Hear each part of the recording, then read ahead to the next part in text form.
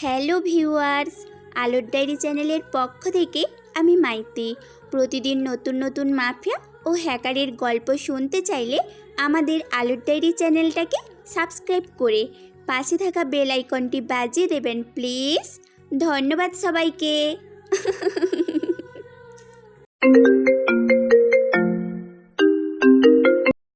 সময়টা বিকেল 4:30। রাস্তা দিয়ে হেঁটে যাচ্ছে একটা ছেলে। ছেলেটার বয়স 23 বা 24 বছরের মতো হবে। ছেলেটার পোশাকে ঠিক নেই, পেছনের শার্টের কলার নিচে ছেঁড়া, প্যান্টের অবস্থাও ঠিক নেই, ময়লায় একাকার। সামনে পথ শিশু খাবার নিয়ে কাড়াকাড়ি করছে। তা দেখে ছেলেটা তাদের কাছে যায়, গিয়ে বলে, এই কি হয়েছে? এভাবে খাবার নিয়ে ঝগড়া করছিস কেন তোরা? ভাই দেখো না, আমি কত কষ্ট করে খাবারের টাকা পেয়ে এই খাবারগুলো কিনেছি, কিন্তু তারা খেতে দিচ্ছে না, কেড়ে নিয়ে যাচ্ছে। দাঁড়া, তোরা কেউ কোনো কথা বলবি না। ছেলেটা পকেট থেকে 1000 টাকার একটা বান্ডিল বের করে তাদের তিনজনকে মেল করে দেয়। পথশিশুরা ছেলেটার কাছে এত টাকা দেখে অবাক অবাক হওয়ারই কথা। গায়ের কাপড়ে কোনো বাস নেই, ছেঁড়া প্যান্ট ছেঁড়া শার্টটা পরে থাকা ছেলের কাছে এত টাকা কোথা থেকে? যা, আর কোনো ঝগড়া করবি না। ভাইয়া তুমি কে, আর তোমার গায়ের এই অবস্থা কেন? ছেলেটা হেসেই বলল, আমি নীল। আর আমার পরিচয় দিয়ে তোরা কি করবি? আমি এতিম, আমার কেউ নেই এই দুনিয়ায়। আমিও তোদের খাতার লিস্টে রে। তোরা যেমন আমিও তেমনই। তাহলে তোমার কাছে এত টাকা কেন? তুমি তো আমাদের মতো। ছেলেটা হেসেই বলে, আমিও তোদের মতো, কিন্তু টাকায় আমার নেশা লেগে আছে। টাকা খুব ভালোবাসি। এই দুনিয়ায় মানুষ টাকার পিছনে ঘুরে দিন শেষ করে, আর টাকা আমার পিছনে ঘুরে দিন শেষ করে, বুঝলি? পথশিশু ছেলেটার কথা কিছুই বোঝে না। বুঝবে কিভাবে? তাদের মতো হয়ে ছেলেটার কাছে এত টাকা, তাহলে তাদের কাছে কেন এত টাকা নেই? যা, যে যার কাজে যা। আর ঝগড়া করবি না খাবার নিয়ে, মিলেমিশে খাবি। জি ভাই। নীল হেঁটে চলে যায় ছোট্ট একটি টিনের ঘরে, গিয়ে চৌকিতে বসে পড়ে। ছোট্ট একটা ছবি হাতে নিয়ে বসে আছে চৌকিতে। মা, জানো তোমার ছেলে এই শহরের পাওয়ারফুল গ্যাংস্টার। তার অনেক টাকা এখন। তুমি চলে গেলে আমাকে রেখে। জানো মা, প্রতি রাতে তোমার কথা মনে পড়ে। মনে পড়ে যায় সেই ছোটবেলার কিছু স্মৃতি। মনে পড়ে যায় সেই অমানুষগুলোর কথা। তোমার কষ্টের প্রতিশোধ নিয়েছি আমি। নীল চোখের পানি মুছছে, পকেট থেকে ফোন বের করে কাকে যেন কল দেয়। ভাই বলো। ফারদিন, কই তুই? ভাই আমি তো শাপলা চত্বরে আছি, চলে আয় আমার প্রিয় বাসায়, সাথে আলমকে নিয়ে আসিস। ওকে ভাই। নীল কল কেটে চৌকিতে গা এলিয়ে দেয়। তার কোনো চিন্তা টেনশন নেই, আছে শুধু টাকার গন্ধ। টাকার গন্ধ তার অল টাইমে চাই। টাকা ছাড়া তার আর কিছু প্রয়োজন নাই। এমপি মন্ত্রী মিনিস্টার তার কাছে কিছুই না। একটু পরেই আলম ফারদিন চলে আসে। এসে দেখে তাদের ভাই চোখ বন্ধ করে শুয়ে আছে। ডাক দেয় না তারা, দাঁড়িয়ে আছে। চোখ খুলে কথা বলবে, এর আগে কথা বলার সাহস তাদের নাই। 32 মিনিট ফারদিন আর আলম দাঁড়িয়ে আছে। 32 মিনিট পরে নীল চোখ খুলে দেখে ফারদিন আলম দাঁড়িয়ে আছে। শোয়া থেকে উঠে বিছনায় বসে বলে, আবিরের খোঁজ পেয়েছিস? না ভাই, আমরা খোঁজ লাগিয়েছি। লাগিয়েছি না, ওকে আমার সামনে নিয়ে আসবি রাত 12টার আগে। ওকে আমার চাই চাই। ভাই তুমি মাথা ঠান্ডা করো। ভাই মিনিস্টার দেখা করতে চায় তোমার সাথে। তার টেন্ডার নাকি কে নিতে চায় জোর করে। বলে দে, এখন দেখা করার সময় নেই। ওকে ভাই। এখন যা তোরা, আর আবিরকে খুঁজে বের কর। ওকে ভাই। ফারদিন আলম চলে যায়। সময় রাত 10:09। নীল সিগারেটের জন্য পকেটে হাত দিয়ে দেখে সিগারেটের প্যাকেট আছে, কিন্তু সিগারেট নেই। নীল সিগারেটের জন্য রাস্তায় বের হয়। রাস্তা দিয়ে হাতটা ধরে একটু দূর যেতেই হঠাৎ একটা গাড়ি এসে নীলের জামা কাপড় কাদা দিয়ে মাখিয়ে দেয়। এমনিতেই কাপড়ে ময়লা লেগে আছে, আবার কাদা দিয়ে ভরিয়ে দিয়েছে। নীলের মাথায় রাগ চড়ে যায়, পিছনে হাত দেয় পিস্তলের জন্য। হঠাৎ গাড়ি থেকে একটা মেয়ে আসে, সামনে বলে, সরি, খেয়াল করি নাই। নীল একধানে মেয়েটার দিকে চেয়ে আছে। রাতের বেলায়ও মেয়েটার পুরো মুখটা ভেসে উঠেছে। এই যে, শুনতে পাচ্ছেন কি বলছি? হ্যাঁ শুনেছি। আর আপনি একটা মেয়ে মানুষ হয়ে এত রাতে বাইরে কেন? কাজিনের জন্মদিনে গিয়ে লেট হয়ে গেছে। থাকেন কোথায় আপনি? আগে তো দেখি নাই এই এলাকায়। আমি নতুন এই এলাকায়, সামনেই থাকি। আর আমার খালার বাসাও এখানে। ও, আমি নীলাদ্রি। আপনি? আমি নীল, অবশ্য আর একটা নাম আছে, সেটা না বলাই ভালো হবে। আরে আমাদের নামের মাঝেও মিল আছে। থাকতে পারে, স্বাভাবিক ব্যাপার। হুম, ওকে, ভালো থাকবেন। আমি যাই, লেট হয়ে যাচ্ছে। হুম। নীলাদ্রি চলে যায়। নীল সেখানেই দাঁড়িয়ে থাকে। নামটা যেমন সুন্দর, মুখটাও তেমন সুন্দর। নীল সিগারেট নিয়ে বাসায় ঢুকতেই তার ফোনে কল আসে। কল রিসিভ করতেই অপাশ থেকেই বলে, ভাই আবিরকে খুঁজে পেয়েছি। হি হি হি, নিয়ে আয় আমার বাংলোতে। ওকে ভাইয়া। নীল বের হয়ে তার বাংলোতে যাবে। সেই বাংলোতে শুধু তার একটা বড় রুম আছে। দুই দিকে দুইটা জানলা, পিছন থেকে একটা দরজা আছে। সেখানে দিয়েই ঢুকতে হয় সেই বাংলোতে। একটি পর সেখানে চলে আসে। সামনে চেয়ারে বাঁধা আবির। ফারদিন নীলকে বসার জন্য চেয়ার দেয় আবিরের সামনে। নীল সেই চেয়ারে বসেই বলে, রে তুই তো খুব চালু মাল রে, এত টাকা নিয়ে ঘুরিস, তোর তো বুকের পাটা আছে রে। দেখ তুফান, আমাকে ছেড়ে দে। আমার শরীরে একটু আঁচড় লাগলে তোর জীবন শেষ করে দিবে, আমার ভাই বলে দিলাম। কি বললি তুই? এই শহরের তুফানকে মারার মানুষ এখন পয়দা হয় নাই? পাওয়ার যার এই শহর তার। ছোটবেলায় একজনকে কথা দিয়েছিলাম, এই শহরের সবচেয়ে পাওয়ারফুল গ্যাংস্টার হব, টাকার উপর ঘুমাবো। সেটাই হয়েছে, তার কথা আমি রেখেছি। তোর বাপ কি করবে রে এই তুফানকে? তুই খুব বড় ভুলের মুখে যাচ্ছিস রে তুফান। রাখ তোর বালের প্যাচাল, ক্রেডিট কার্ডটা কই বল। আমি মরে গেলেও বলবো না। আমি সব কিছুই পারি ফারদিন। জি ভাইয়া। ওকে চেক কর। ওকে ভাইয়া। ফারদিন আবিরকে চেক করে, কিন্তু ক্রেডিট কার্ড পায় না। ভাইয়া পাচ্ছি না। নীল জুড়ে হেসে দেয়। এই হাসি দেখে আবিরের গলা শুকিয়ে যায়। তুফান বলে, গেম ঠান্ডা মাথায় খেলতে হয়, বুঝলি তোরা? দেখ আমি বের করি ক্রেডিট কার্ড। তুফান আবিরের পায়ে নিচে জুতায় গুলি করে। তার পায়ের আঙ্গুল থেতলিয়ে যায়। নীল তার হাতে জুতার নিচের অংশটা হাতে নিয়ে বলে, ফারদিন, এটাই ক্রেডিট কার্ড। কিন্তু ভাই এটা তো জুতার নিচের অংশ, এখানে ক্রেডিট কার্ড থাকবে কি করে? ভিতরে আঙুল ঢুকিয়ে দেখ, প্লাস্টিকের সব জায়গায় মিশিয়ে রাখা। ফারদিন তাই করে, সত্যি ক্রেডিট কার্ড। তুফান মুচকি হেসেই বলে, আমি কে তোরা জানিস? তোরা হয়তো এটাও জানিস আমি ঠান্ডা মাথায় গেম খেলতে পছন্দ করি। জি ভাইয়া। দেখ তুফান, এই টাকা নিয়ে তুই তোর মৃত্যুকে ডেকে আনিস না। আমার ভাই ডেভিড জানতে পারলে তুই আর এই শহরে জ্যান্ত থাকবি না বলে দিলাম। কি বললি? তোর ভাই ডেভিড মারবে? হাসি পেল রে। যা, তোর কাছ থেকে শুধু টাকাই নিলাম না, সাথে তোর জীবনটাও নিয়ে নিলাম। এই বলে তুফান আবিরের কপাল বরাবর গুলি চালিয়ে দেয়। আবিরের লাশটা চেয়ার সহ মাটিতে পড়ে যায়। তুফান মন খুলে হাসে। তুফান বলে, চল আমার রাজপ্রাসাদে। জি ভাই চলো। তুফান ফারদিন আলম চলে যায় নীলের রাজপ্রাসাদে। সেটা রাজপ্রাসাদ বলে ভুল হবে। ধরে নিতে পারা যায় সেই বাড়িটা পুরোটাই তুফানের প্রঙ্গল প্রিন্টের সিস্টেম করা। তুফান সেই বাড়িতে পা রাখলেই বাড়িটাও বোঝে যায় তার বস আছে। সেদিন অনেক রাত পরে ঘুমায় তারা তিনজন। সকাল ছয়টা। সকাল ছয়টা। বস, আবির ভাই খুন হয়েছে? সেই কথা শুনে লোকটার হাত থেকে ফোনটা মাটিতে পড়ে যায়। বস, আপনি শুনতে পাচ্ছেন? বস, বস। আর কিছু উত্তর পায় না ওপাশ থেকে। আবিরের লাশের কথা শুনে তার ভাই হতভম্ব হয়ে যায়। কে খুন করেছে তার ভাইকে? সেই লোকটা জোরে কেঁদে দেয়। কে মেরেছে আমার আদরের ভাইকে? কার এত বড় সাহস ডেভিডের ভাইকে মারার? আশা তুই বের কর আমার ভাইকে কে মেরেছে। আমি তার মুন্ডুটা চাই, যদি না পাই তোদের সব কয়টার মৃত্যু ঘটাবো আমি। বস, আমাদের ভালো করে খুঁজে নিতে হবে। তার আগে একটা কথা কিছুতেই ভাবতে পারতেছি না, কার এত বড় সাহস? বস, আমার মনে হয় যে আবির ভাইকে মেরেছে সে সাধারণ কেউ না। আমি কিছু শুনতে চাই না, আমি আমার ভাইয়ের খুনিকে চাই। কার এত বড় সাহস আমার ভাইকে মেরেছে? তার রক্ত দিয়ে আমি গোসল করতে চাই। বস, আপনি মাথা ঠান্ডা করেন, আমরা যেই করেই হোক তাকে খুঁজে বের করবই। সেদিন ডেভিড তার ভাইকে দাফন করে কবরের মাটি ছুঁয়ে কসম করে তার ভাইয়ের খুনের প্রতিশোধ সে নিবে।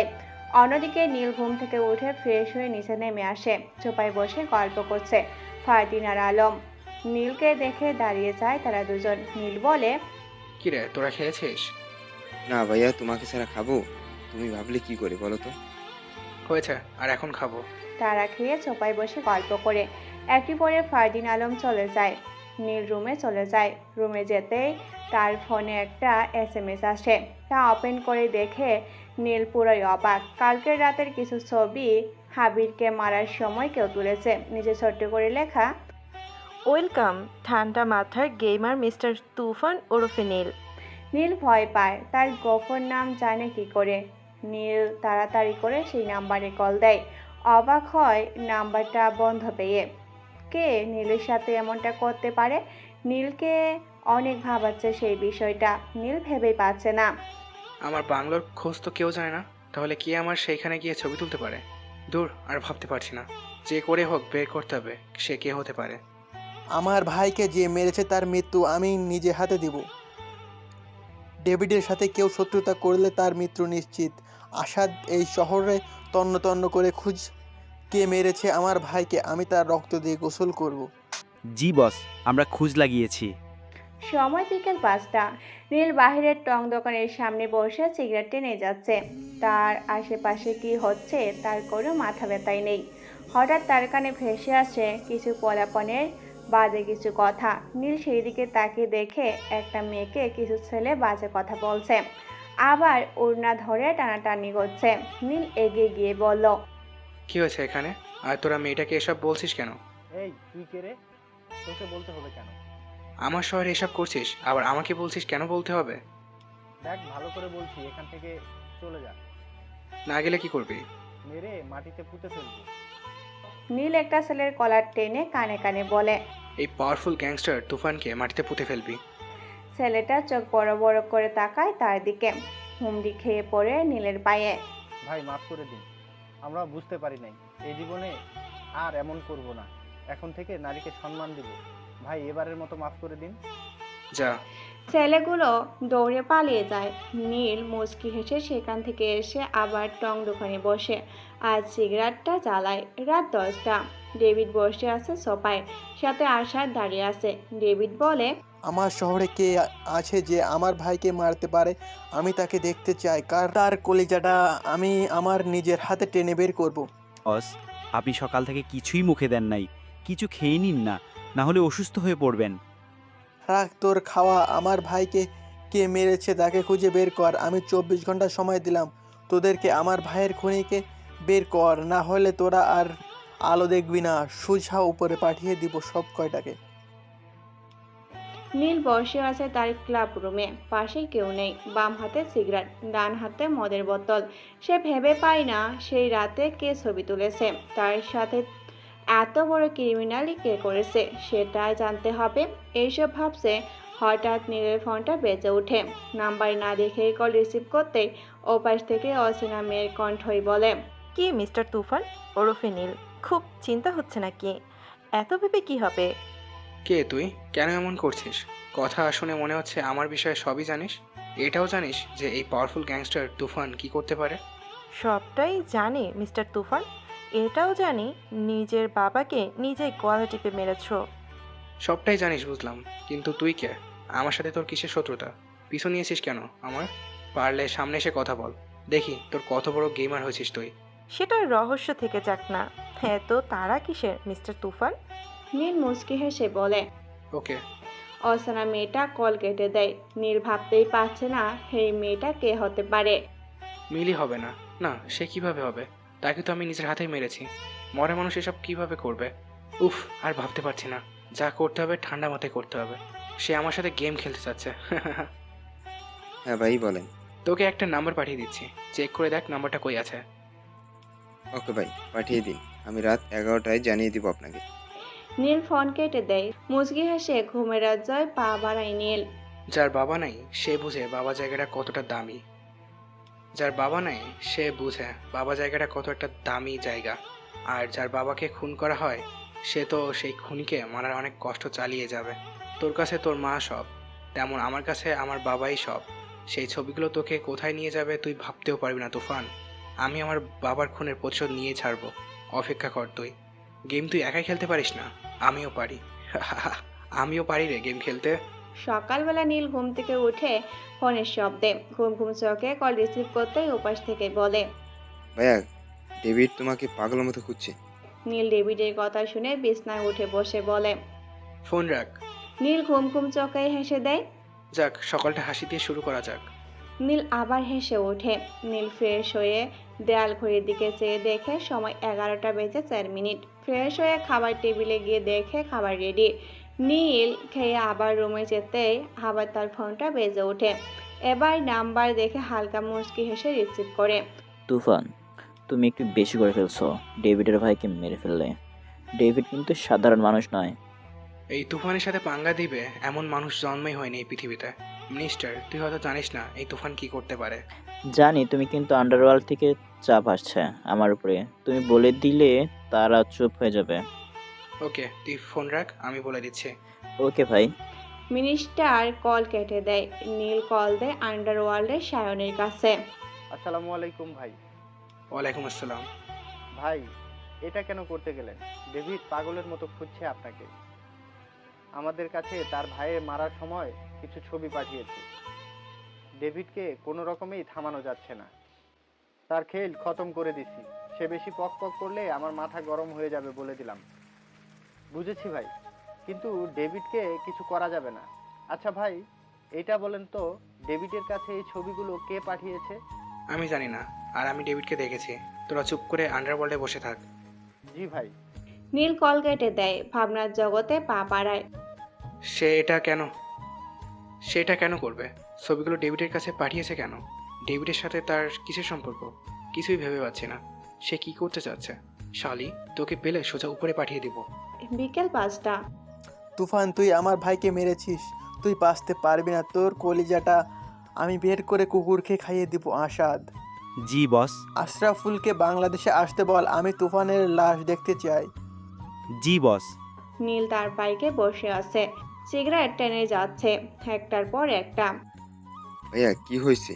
তোমাকে চিন্তিত মনে হচ্ছে। ডেভিড বেশি বাড়াবাড়ি করলে তাকে একেবারে শেষ করে দিব। না, এত তাড়া কিসের? আগে খেলতে দে 1-2 গেমটা। বুঝলাম না ভাই। পরে সব বুঝতে পারবি। হঠাৎ নীলের ফোন বেজে ওঠে। নাম্বার দেখে নীল তাড়াতাড়ি করে রিসিভ করে। ওয়েলকাম মিস্টার তুফান। চিন্তিত নাকি? ডেভিড চিন্তা দিয়েছে নাকি? তুই কে বলতো? কেন এমন করছিস আমার সাথে? নিজের জীবনটার কথা ভাবতে পারিস না? কেন এই ছবিগুলো ডেভিডের কাছে পাঠিয়েছিস? আমার জীবনের কথা ভেবে আমার জীবনের কথা ভেবে কি করব? তুই তোর জীবনের কথা ভাব। দেখ কি করি। গেম স্টার্ট হয়েছে মাত্র, খেলা জমবে রে। আর ছবির কথা বলছিস, এটা রহস্যের খাতায় লিখে রাখ। নীল মুচকি হেসেই বলে। ওকে, লিখে রাখলাম। আর কি বললি তুই? খেলবি? তো আমার সাথে গেম? হাসি পেল রে। তুই লিস্ট হয়ে গেলি রে। এই দুনিয়ার যে কোনো জায়গায় থাকলেও তোকে খুঁজে বের করবোই আমি। চেষ্টা চালিয়ে যা। Good bye. মেয়েটা কল কেটে দেয়। নীল এবার একটু চিন্তায় পড়ে যায়। মেয়েটা কি করতে চাচ্ছে? সবচেয়ে বড় কথা, আমার সাথে তার কিসের শত্রুতা সেটাই খুঁজে পাচ্ছি না। ভাই, কি হয়েছে? কে কল দিয়েছে? তোরা বাসায় চলে যা, আমি ক্লাবে যাব। আর সময় হলে সব জানতে পারবি। ওকে ভাইয়া। ফারদিন আলম চলে যান। নীল বাইকে উঠে চলে যেতে চাইলে কেউ তাকে পিছন থেকে ডাক দেয়। নীল পিছনে তাকাতেই দেখে সেই রাতের মেয়েটা নীলাদ্রি। নীল বাইক থেকে আবার পা নামিয়ে বসে। মেয়েটার কাছে এসে বলল, কেমন আছেন? ভালো, আপনি? ভালো, কিন্তু আপনাকে দেখে মনে হচ্ছে চিন্তিত। না, আপনি এই সময়? না, বাসা থেকে বের হই না। আজকে ভাবলাম একটু ঘুরে আসি, তাই আসা আর কি। আপনার সাথে দেখা হয়ে ভালোই হলো। চলেন। কোথায় যাব? আসেন আমার সাথে। নীল নীলাদ্রির সাথে যায়। একটু যেতে দেখে ফুচকার দোকান। নীল বুঝতে পারে নীলাদ্রি ফুচকা খাওয়ার জন্য নিয়ে আসছে। নীলাদ্রি বলে, আজকে ফুচকা খাবো। আপনি খান, আমি এসব খাই না। আপনি না খেলে আমিও খাবো না। এমন ভাব দেখাচ্ছে মনে হয় আমি তার প্রেমিক। কি হলো, কি ভাবেন? কিছু না। মামা 2 প্লেট ফুচকা দেন তো।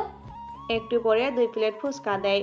নীল মুখে না নিয়ে নীলাদ্রির দিকে তাকিয়ে আছে। কি সুন্দর করে ফুচকা মুখে দিচ্ছে। সত্যি মেয়েরা ফুচকা খাওয়ার সময় খুব সুন্দর লাগে। যে তার প্রিয় মানুষকে নিয়ে ফুচকা খায় সে জানে তার প্রিয় মানুষকে কত সুন্দর লাগে ফুচকা খাওয়ার সময়। নীল খাচ্ছে না দেখে নীলাদ্রি বলে, কি হলো, খাচ্ছে না কেন? কই, খাচ্ছি তো। আমার জীবনে ভালোবাসা নাই। কোনো গ্যাংস্টারের জীবনে ভালোবাসা থাকে না, তারা মৃত্যুর মুখে থাকে। কখন কোন দিক থেকে গুলি এসে বুকে লেগে মরা লাশটা মাটিতে পড়ে থাকবে বলা যায় না। তাই ভালোবাসা নামক জিনিসটা গ্যাংস্টারের জীবনে থাকে না। আমি আর খেতে পারবো না। মাত্র এইটুকু খেয়েই আর খাবেন না? ওকে, দাঁড়ান বিলটা দিয়ে আসি। না, আমি বিল দিয়ে দিচ্ছি, আপনার দিতে হবে না। চলেন আপনাকে বাসায় নামিয়ে দিয়ে আসি। চলেন। নীল নীলাদ্রিকে নিয়ে বাইকে ওঠে। নীলাদ্রিকে বাসায় নামিয়ে দিয়ে চলে আসে ক্লাবে। রাত 10:12। নীল বসে আছে ক্লাবে, সিগারেট হাতে। 4-5টা নাচে গানে ভরে উঠেছে। নীল উঠে বাহিরে এসে বাইক চালাতে থাকে বাসার উদ্দেশ্যে। একটু যেতেই সামনে কিছু ছেলে পেলে রাস্তা ব্লক করে তার বাইকটা আটকায়। নীল বাইক থেকে নেমেই বলে, কি হয়েছে ভাই, রাস্তা ব্লক করে দাঁড়িয়ে আছেন কেন? তোর জানটা নেওয়ার জন্য দাঁড়িয়ে আছি রে। নীল মুচকি হাসে। এই হাসির কারণটা হয়তো তাদের জীবনটা কেড়ে নেওয়ার কারণ। তাই নাকি? এই কয়েকজনে আমার জীবন নিবি? আমরা আছি 11 জন, আর তুই একা, ফুচকা একটা ছেলে। তোকে মারতে আমি একাই যথেষ্ট রে। নীলে এবার জোরে হেসে ওঠে। তারা নীলের কাছে এসে হাসি দেখে একটু ভয় পায়। কি রে, আয়, মারবি না আমাকে? প্রথম ছেলেটা হকি স্টিক নিয়ে নীলের সামনে এসে বাড়ি দিতে চাপে। এই মুহূর্তে নীল গড়িয়ে তার বুকে একটা লাথি মারে। ছেলেটা ছিটকে পড়ে যায়। সাথে থাকা ছেলেগুলো 4 কদম পিছিয়ে যায়। প্রথম ছেলেটা মাটি থেকে উঠিয়েই বলে, এই তোরা দাঁড়িয়ে কি দেখছিস? শালাকে মেরে মাটিতে পুঁতে ফেল। সবগুলো ছেলে যায় নীলকে মারার জন্য। নীল পিছন থেকে 9mm কেলারের 2টা পিস্তল 2 হাতে নেয়। ডিরেক্ট সব কয়টাকে কপাল বরাবর গুলি করে দেয়। সব কয়টার লাশ পড়ে যায়। বেঁচে আছে শুধু প্রথম ছেলেটা। নীল বলে, কি রে, আয়, মারবি না আমাকে? ছেলেটা নীলের পায়ে পড়ে যায়। ভাই আমাকে মাফ করে দিন, আমি বুঝতে পারিনি, আমার জীবনটা ভিক্ষা দিন, আমি এই জীবনে এই ভুল করবো না প্লিজ। নীল মুচকি হেসেই বলে, কে পাঠিয়েছে তোদের? ভাই আমি বলতে পারবো না, বললে ওরা আমাকে মেরে ফেলবে। আর এখন আমাকে না বললে আমি তোকে মেরে ফেলবো। ভাই মাফ করে দিন, আর এমনটা করবো না। নীল ছেলেটার পায়ে গুলি করে। ছেলেটা চিৎকার করে বলে, বলছি ভাই বলছি, আমাকে মারবেন না, আমি বলছি কে পাঠিয়েছে। বল। ডেভিড, ডেভিড ভাই পাঠিয়েছে আমাকে আপনাকে মারার জন্য। নীল হেসেই বলে, আমাকে মারার সাহস এই পৃথিবীতে কারোর হয় নাই। এই পাওয়ারফুল গ্যাংস্টার তুফানকে মারার মতো মানুষ এই দুনিয়ায় পয়দা হয় নাই রে। ছেলেটা তুফান নাম শুনে অজ্ঞান হয়ে যাওয়ার উপক্রম। তার গলা শুকিয়ে যায়। ভাই এবারের মতন মাফ করে দিন, আমি বুঝতে পারিনি। এই তুফানকে যে মারার চেষ্টা করে তাকে আমি বাঁচিয়ে রাখি না। উপরে ভালো থাকিস। এটা বলেই নীল তার কপাল বরাবর গুলি করে। ছেলেটার নিথর দেহটা মাটিতে লুটিয়ে পড়ে। নীল মুচকি হেসে বাইকে বসে ফুল স্পিডে বাইক চালিয়ে তার বড় বাসার দিকে চলে আসে। ফ্রেশ হয়ে বিছনায় বসতেই নীলের ফোনটা বেজে ওঠে। রিসিভ করতেই ওপাশ থেকে বলে, ভাই আপনি যে নাম্বারটা দিয়েছিলেন সেই নাম্বার এখনো সিম কোম্পানিতে তৈরি হয় নাই। এই নাম্বারে কোনো ক্লু পাইনি। এটা কিভাবে সম্ভব? তাহলে এই নাম্বার থেকে কল আসে কিভাবে?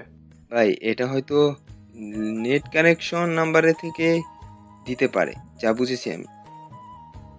ওকে, চেষ্টা চালিয়ে যা তুই। কোনো কিছু পেলে আমাকে সাথে সাথে জানাবি। জি ভাই। নীল ফোন কেটে দেয়। ভাবনায় পড়ে যায়। এটা কিভাবে সম্ভব? একটা নাম্বার দিয়ে SMS ও আসে, কলও আসে, তাহলে সেই নাম্বারটা কোম্পানিতেই নেই? দূর, মাথা ব্যথা হয়ে যাবে আমার সব ভাবতে ভাবতে। সে কি চায় আমার কাছে? তার কি ক্ষতি করেছে আমি? আমার পিছু নিয়েছে কেন সে? আমার সাথে তার কিসের এত শত্রুতা? সে যাই হোক না কেন, আমি তাকে খুঁজে বের করবই। এই তুফানের সাথে যে লাগতে আসে তার মৃত্যু নিশ্চিত। একবার সামনে পেলে সোজা উপরে পাঠিয়ে দিব শালির বাচ্চাকে। বস, তুফান সবগুলাকে মেরে ফেলেছে, একটাও বাঁচতে পারে নাই। রাস্তার কুকুরগুলা সেই লাশগুলাকে উধাও করে ফেলছে, একজনের লাশও পাওয়া যায় নাই। তুফানকে এভাবে কিছু করা যাবে না, তাকে মারতে হলে মাথা খাটিয়ে মারতে হবে, ঠান্ডা মাথায় প্ল্যান করে তাকে মারতে হবে। আর আশরাফুল কি বলেছে, সে কবে বাংলাদেশে আসবে? বস, 3 দিন পরে আসবে ছোট সাহেব। ওকে আসুক আমার ছেলে, পরে তুফানের মৃত্যু আমি আমার নিজের হাতে দিব। আমার ভাইকে মারার প্রতিশোধ আমি নিজ হাতে নিব। 10 কোটি টাকার ক্রেডিট কার্ড নিয়েছে আমার ভাইয়ের কাছ থেকে। 10 কোটি টাকার বদলে আমি তার কাছ থেকে তার জীবনটা কেড়ে নিব। বস, ছবিগুলা যে পাঠিয়েছে সে কে? আপনি তাকে চিনেন? না, আমি তাকে চিনি না, কিন্তু সে ভালো কাজ করেছে। আমাকে ছবিগুলো না পাঠালেও আমি বুঝতে পারতাম না আমার ভাইকে তুফান মেরেছে। ঠিক বলেছেন বস, কিন্তু সেই কে বস? সে কিভাবে ছবিগুলা তুলেছে? আর আপনাকেই বা কিভাবে চিনে? আমার মনে হয় তুফানের সাথে তার শত্রুতা আছে, না হলে সে তার ছবিগুলা আপনার কাছে পাঠাবে কেন? যেই কোনো একটা শত্রুতা আছে তাদের মাঝে। আমিও তাই ভাবছি, সে আমাকে কিভাবে চিনে। আমার শুধু তুফানকে চাই, তার লাশটা আমি দেখতে চাই।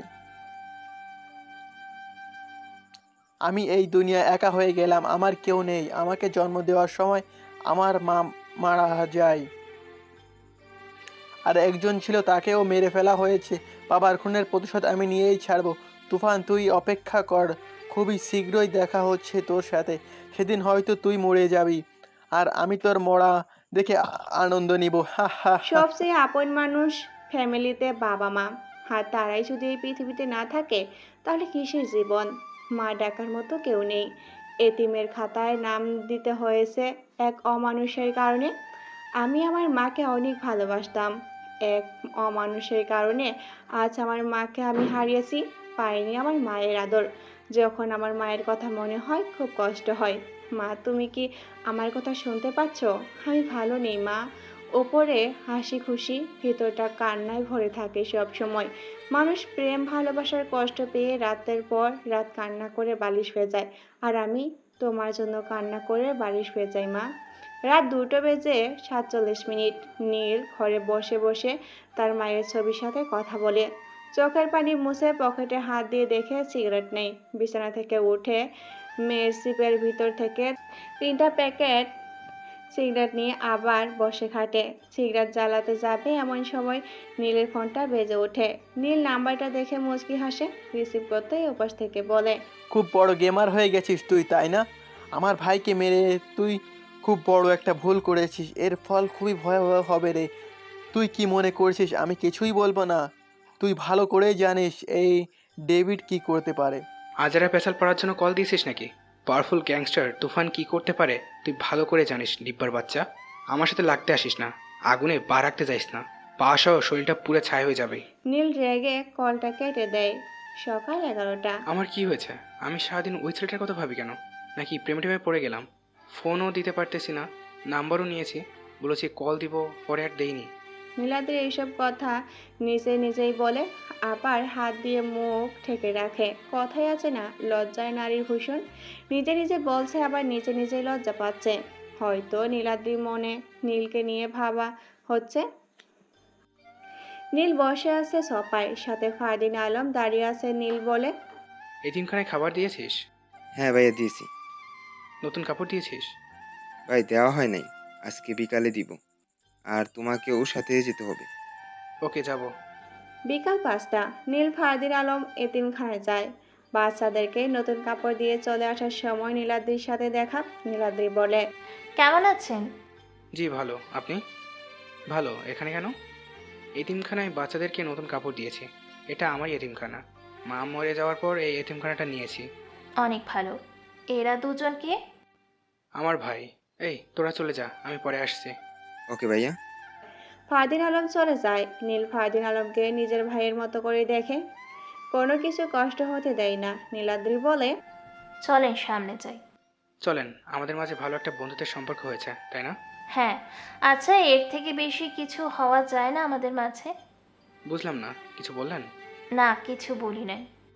সেদিন তারা অনেক ঘোরাঘুরি করে। নীলাদ্রিকে বাসায় দিয়ে নীল রাস্তা দিয়ে হাঁটতে থাকে। সময় তখন রাত 9টা। নীলের হাতে সিগারেট, একটু পর সিগারেট টান দিচ্ছে। ল্যাম্পোস্টের আলোতে পুরো রাস্তাটা আলোকিত হয়ে আছে। নিরিবিলি রাস্তাটা, এই শহরটা অন্যরকম। সন্ধ্যার পরে যে যার ঘরে বসে থাকে, হলেও বাহিরে বের হয় না।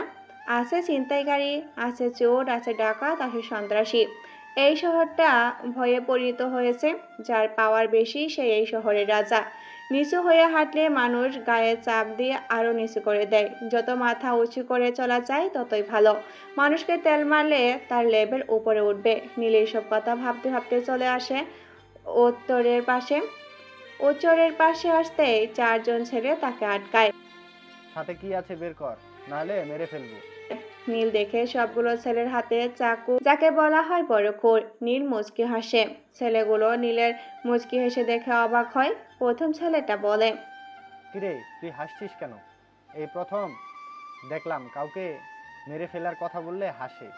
তোকে দেখে বোঝা যায় না তুই সাধারণ মানুষ। নীল এবার জুড়ে হেসে দেয়। এই হাসি দেখে ছেলেগুলো ভয় পায়, তবু তারা ছাড়ার পাত্র না। দেখ, হাসবি না, সাথে কি আছে দিয়ে চলে যা, তোকে কিছুই করব না। আমাকে কিছু করার আগে তাদের জীবনের কথা একটাবার চিন্তা করিস। আমার শহরে ছিনতাই করছিস, একটাবার ভাবলি না এটা কার শহর? এই শহরে রাজত্ব করে কে? এই, তুই কে রে? বেশ বড় বড় কথা বলছিস। এতক্ষণ কিছুই বলি নাই, ভালো করে বলছি, সাথে কি আছে দিয়ে চলে যা। নীল পিছন থেকে হাত দিয়ে কোমরের দুই সাইড থেকে দুইটা পিস্তল বের করে বলে। নে ভাই, আমার কাছে এই দুইটা জিনিসই আছে, নিয়ে যা। ছেলেগুলো বড় করে ঢোক গেলে চোখ বড় করে তাকায় নীলের দিকে। নীল বলে, কি রে, নে, নিয়ে চলে যা। তবু আমাকে মারিস না ভাই, নে, নিয়ে চলে যা। ছেলেগুলো নীলের পায়ে পড়ে যায়। ভাই মাফ করে দিন আমাদেরকে, আমরা চিনতে পারি নাই। ভাই আমাদের জীবন ভিক্ষা দিন, এই জীবনে চিন্তাই করব না, প্লিজ ভাই মাফ করে দিন। এই তুফান কাউকে মাফ করে না। যে এই তুফানের সাথে গলা উঁচু করে কথা বলে, মারার হুমকি দেয়, তাকে কখনো এই তুফান বাঁচিয়ে রাখে না। তোরাও বাঁচতে পারবি না। উপরে ভালো থাকিস। Good bye. বলে 4টা বুলেট 4 জনের মাথায় ভরে দেয়। 4 জনের লাশ পড়ে থাকে রাস্তায়। নীল শুনতে পায় একটু দূরে কুকুরের ডাক। ভালোই হলো, কুকুরের খাবার জোগাড় হয়ে গেছে। নীল সেখান থেকে চলে আসে বাসায়, এসে বিছনায় গালিয়ে দেয়, সাথে সাথেই ঘুমিয়ে পড়ে। রাত 2টা। নীলের ঘুম ভাঙে ফোনের শব্দে। ঘুম ঘুম চোখে ফোন রিসিভ করতেই ওপাশ থেকে বলে, হাই তুফান, ঠান্ডা মাথার গেমার। কেন কল দিছিস তুই? আর তুই কে? হ্যাঁ, মানুষের বাচ্চা হলে সামনে এসে কথা বল, দেখি কত বুকের পাটা তোর। আরে এত অস্থির হচ্ছিস কেন? কিছু পেতে হলে অপেক্ষা করতে হয়। অপেক্ষা কর, শীঘ্রই দেখা হবে। ডেভিডের সাথে তোর কিসের সম্পর্ক? ছবিগুলো কেন নিয়েছিস? এটা ছোট একটা গেম খেললাম তোর সাথে। নীলের ঠোঁটে মুচকি হাসি। নীল বলে, তাই নাকি? ছোট গেম? তাই নাকি? ছোট গেমও খেলতে পারিস তুই? এই তুফানের সম্পর্কে তুই ভালো করে জানিস কি করতে পারি আমি। তুই বাংলাদেশের যে কোনো জায়গায় থাকিস না কেন, তোকে আমি খুঁজে বের করবই। আর যেদিন তোকে খুঁজে পাবো, মনে রাখিস সেদিন তোর শেষ দিন। চেষ্টা চালিয়ে যা। গুড নাইট মিস্টার তুফান। মেয়েটা কল কেটে দেয়। নীল চিন্তায় পড়ে যায়, ডেভিলের সাথে এই মেয়েটার কি সম্পর্ক থাকতে পারে, আর ডেভিলে বা তাকে কি করে চিনে। ঘুম চড়া মাথাটা আওলা হয়ে যাবে মনে হচ্ছে, ভেবে পাচ্ছে না কি হচ্ছে তার সাথে। এই শোনো না, প্রতিদিন ভালোবাসার নতুন নতুন গল্প পেতে ও শুনতে চাইলে আমাদের আলোর ডায়েরি চ্যানেলটি সাবস্ক্রাইব করে পাশে থাকা বেল আইকনটি বাজিয়ে দিও, কেমন? সকাল 9টা। নীল বসে আছে মিনিস্টারের পাশে। পাশে দাঁড়িয়ে আছে ফারদিন আলম। আমাকে একটু হেল্প করেন তুফান ভাই। সিটি কলেজের ভিপি আমার টেন্ডারটা নিতে চাচ্ছে। এই টেন্ডার নিয়ে গেলে আমাকে পথে বসতে হবে। তোকে হেল্প করতে পারি, কারণ আমার বিপদের সময় তুই আমার পাশে ছিলে। যে আমার উপকার করে আমি তার উপকার করি। আলম, হ্যাঁ ভাই বলো। ওই বিপির বাচ্চাটাকে ঠিক করে দিবি। বেশি পাকনামি করলে উপরে পাঠিয়ে দিবি। ভাই কি বলে যে আপনাকে ধন্যবাদ দিব? দেখ মিনিস্টার, তুই হয়তো জানিস এই তুফান কারো কাছে ধন্যবাদ নেয় না, উল্টো ধন্যবাদ দেয়। জানি ভাই। আমি গেলাম। আর ফারদিন আলম, কাজ শেষ করে বাসায় চলে যাবে। আমি রাতে আসবো না। ওকে ভাইয়া। নীল মিনিস্টারের বাসা থেকে বের হয়ে চলে যায় ক্লাবে। মাথায় যতক্ষণ মদের নেশা থাকে পুরনো স্মৃতি ভুলে থাকি। মানুষ ভালোবাসে ভালো কিছু, আর আমি ভালোবাসি মদকে, যেটা আমার অতীত ভুলে থাকতে সাহায্য করে। এটাই আমার বন্ধু, এটাই আমার ভালোবাসা। এই আমাকে কোথায় নিয়ে যাচ্ছিস তোরা? আর কে তোরা? দেখ ছেড়ে দে বলছি। শালা বিপির বাচ্চা, বেশি বেড়ে গেছিস তুই, তাই না? কে তোরা? আমাকে এখানে নিয়ে কেন এসেছিস? তোর জানটা নেওয়ার জন্য নিয়ে আসছি। আমার অপরাধ কি? কেন আমাকে মারতে চাও তোমরা? শালা মরার কথা শুনে মুখ দিয়ে তুমি বের হয়, এতক্ষণ তুই করে বলছিস। আমাকে মেরো না প্লিজ, কি অপরাধ আমার বলো? মিনিস্টারের টেন্ডার নিতে চাস কেন? জানিস না মিনিস্টার তুফানের ভাইয়ের লোক? অনেক পাওয়ার হয়েছে তোর, তাই না? আজকে পাওয়ার বের করবে তোর। ভাই আমার ভুল হয়ে গেছে, আমি বুঝি নাই মিনিস্টার তুফান ভাইয়ের লোক। ভুল হয়ে গেছে ভাই, এবারের মতো মাফ করে দিন। আর কখনো রাজনীতির টেন্ডার নিয়ে ঝামেলা করব না। তুই আজকের পর থেকে রাজনীতি করবি না। কলেজের বিপির মতো থাকবি। কলেজের ছাত্রছাত্রীদেরকে সাহায্য করবি। ঠিক আছে ভাই। বিপি দৌড়ে পালায়। এটা দেখে ফারদিন আর আলম হেসে চলে আসে বাসায়। রাত 10:23। ডান হাতে মদের বোতল, বাম হাতে সিগারেট। সিগারেট টান দিচ্ছে আর ধোঁয়া উপরে ছেড়ে দিচ্ছে। ল্যাম্পপোস্টের আলোটাও আজকে নাই, হয়তো কারেন্ট নেই, কিন্তু চাঁদটা উঠেছে। চাঁদের আলোটা বেশ আলোকিত করেছে চারপাশটা। হঠাৎ নীলের কানে পাশ দিয়ে পিস্তলের একটা বুলেট যায়। নীলের কানে বুলেটের গরম বাতাসটা লাগে। নীল ঘাড় ঘুরিয়ে পিছনে তাকিয়ে দেখে 7জন লোক দাঁড়িয়ে আছে। চাঁদের আলোতে স্পষ্ট দেখা যাচ্ছে একজনের হাতে পিস্তল আর 6জনের হাতে বড় বড় ছুরি। নীল তার কোমরে হাত দিবে পিস্তলের জন্য। এক মুহূর্তে সামনে থেকে গুলি চালায়।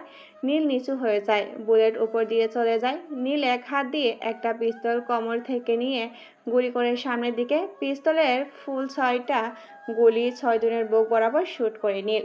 সাথে সাথে সেই 6জন মাটিতে লুটিয়ে পড়ে যায়।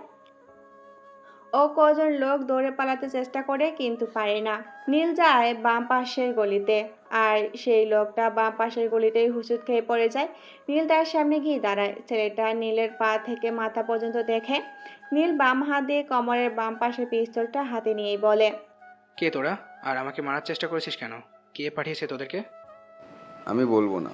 ভালো করে বল, বলছি কে পাঠিয়েছে? আমি বলতে পারবো না। নীল লোকটার হাঁটুর উপর একটা গুলি করে। লোকটা চিৎকার দিয়ে ওঠে, বল কে পাঠিয়েছে। ভাই আমাকে মারবেন না, আমি বলছি কে পাঠিয়েছে। ম্যাডাম হঠাৎ একটা গুলি এসে লোকটার মাথার পিছনে লাগে। নীল সামনে তাকিয়ে দেখে একটা বাইক ফুল স্পিড চলে যাচ্ছে। কে হতে পারে? আর আমি এই রাস্তা দিয়ে যাচ্ছি, সে কি করে বা জানে? আর এত দূর থেকে গুলিটা কপালে এসে লাগলো। এটা প্রশিক্ষণ ছাড়া আর তো সম্ভব না। তাহলে সে কি প্রশিক্ষণপ্রাপ্ত কেউ? আর আমাকেই বা কেন মারতে চায়? আমার সাথে কি হচ্ছে এসব? কিছুই বুঝতে পারছি না। সাবধান হতে হবে আমাকে। আর কে আমার সাথে এমনটা করতে পারে এটা বের করতেই হবে। নীল চাইলেও কিছু করতে পারে না। নীল সেখান থেকে তার ছোট্ট বাসায় চলে আসে। এটা চৌকিতে বসতেই নীলের ফোনটা বেজে ওঠে। নাম্বার দেখে রিসিভ করতেই ওপাশ থেকে বলে, এবারের যাত্রায় বেঁচে গেলে ভালো করে শুনে রাখ, সামনের যাত্রায় আর বেঁচে থাকবি না। ও তোর কাজ এটা? তুই মেয়ে হয়ে এটা কেন করছিস? আমার সাথে তোর কিসের এত শত্রুতা? দেখ ভালো করে বলি, আমার সাথে লাগতে আসিস না। তোকে যদি পাই জ্যান্ত পুঁতে ফেলবো। আরে তুই আমার কিছুই করতে পারবি না। একটা কথা মনে রাখিস, তুই চলিস ডালে ডালে, আমি চলি পাতায় পাতায়। আমার কাছ থেকে আমার সবচেয়ে প্রিয় জিনিসটা কেড়ে নিয়েছিস। তোকে আমি ছাড়বো না তুফান। অপেক্ষা কর, তোর মৃত্যুটা খুব শীঘ্রই হবে। নীল মুচকি হেসে বলে, ওকে, অপেক্ষায় আছি। মেয়েটা ফোন কেটে দেয়। তার প্রিয় মানুষকে আমি কিনে নিয়েছি মানে কি বলো মেয়েটা? উফ, মাথাটা ব্যথা হয়ে যাচ্ছে। কিছুই বুঝতে পারতেছি না। বুঝেছি, ঠান্ডা মাথায় গেম শুরু করতে হবে। আর সে আমার সাথে গেম খেলে যাচ্ছে। আর না, এবার শুরু হবে আমার গেম খেলা। তুফান, তোর জীবনটাই আমি বরবাদ করে দিব। আপন হারানোর কষ্টটা খুব মারাত্মক রে। আমার কাছ থেকে আমার বাবাকে কেড়ে নিয়েছিস, তার শাস্তি তোকে পেতে হবে। আর সেই শাস্তিটা হবে তোর মৃত্যু। সেই দিনটার আর বেশি দেরি নেই। সকালবেলা, সকাল 9:29। নীল ঘুমিয়ে আছে তার ছোট্ট ঘরে। বাহিরে অনেক চিল্লাচিল্লির জন্য নীল ঘুমাতেই পারছে না। নীল ঘুম থেকে উঠে দরজা খুলে বাইরে তাকিয়ে দেখে প্রথম দিনে সেই 3জন পথ শিশু আজও খাবার নিয়ে ঝগড়া করছে। এই তোরা আমার খাবার নিচ্ছিস কেন? দেখ, আমি সারাদিন খুব কষ্ট করে টাকা পেয়ে খাবারগুলো কিনেছি, তোরা নিয়ে গেলে আমি খাবো কি? তোর খেতে হবে না, তুই সারাদিন আমাদের থেকে বেশি টাকা পাস। এই খাবারগুলো আমাদের দুজনকে দে, আমরা আজকে টাকা কম পাইছি। আমরা মিলেমিশে খাই, জোর করে নিচ্ছিস কেন? নীল এইসব দেখে বাইরে এসে তাদেরকে বলে, কি রে, তোদেরকে বলছিলাম না খাবার নিয়ে ঝগড়া করবি না, মিলেমিশে খাবার খাবি, তাও আবার ঝগড়া করছিস কেন? ভাইয়া, তুমি ওই দিন বলেছো মিলেমিশে খেতে, কিন্তু তারা মিলেমিশে খেতে চায় না। দেখো, আমার থেকে খাবারগুলো জোর করে নিয়ে যাচ্ছে প্রতিদিন এমন করে আমার সাথে। আয় আমার সাথে। কোথায় যাব ভাইয়া? চল, গেলেই বুঝতে পারবি। নীল তাদেরকে নিয়ে ছোট্ট ঘরে যায়। সেখানে গিয়ে নীল কাপড় গায়ে দিয়ে বের হয় হোটেলে যাবে তাদেরকে নিয়ে। সামনেই হোটেলে গিয়ে তাদেরকে পেট ভরে খাওয়ায়। তারা খেয়ে বলে, ভাইয়া তুমি খাবে না? হ্যাঁ, আমি পরে খাবো। ভাইয়া তুমি কি ওই ছোট ঘরেই থাকো? মাঝে মাঝে থাকি। ভাইয়া সেদিন দেখলাম তোমার গায়ে কাপড়ে অনেক ময়লা, আজকে তো দেখি খুব দামি কাপড় পরেছো। এটা তোরা বুঝবি না। আর শোন, যা, আবার দেখা হলে তোদেরকে খাওয়াবো। এখন যা, কেউ কারোর সাথে ঝগড়া করবি না বলে দিলাম। আচ্ছা ভাইয়া। নীল হোটেল থেকে বের হয়ে রাস্তায় আসতে সামনে নীলাদ্রিকে নীল দেখে খুশি হয়। সামনে গিয়ে বলে, এখানে কেন?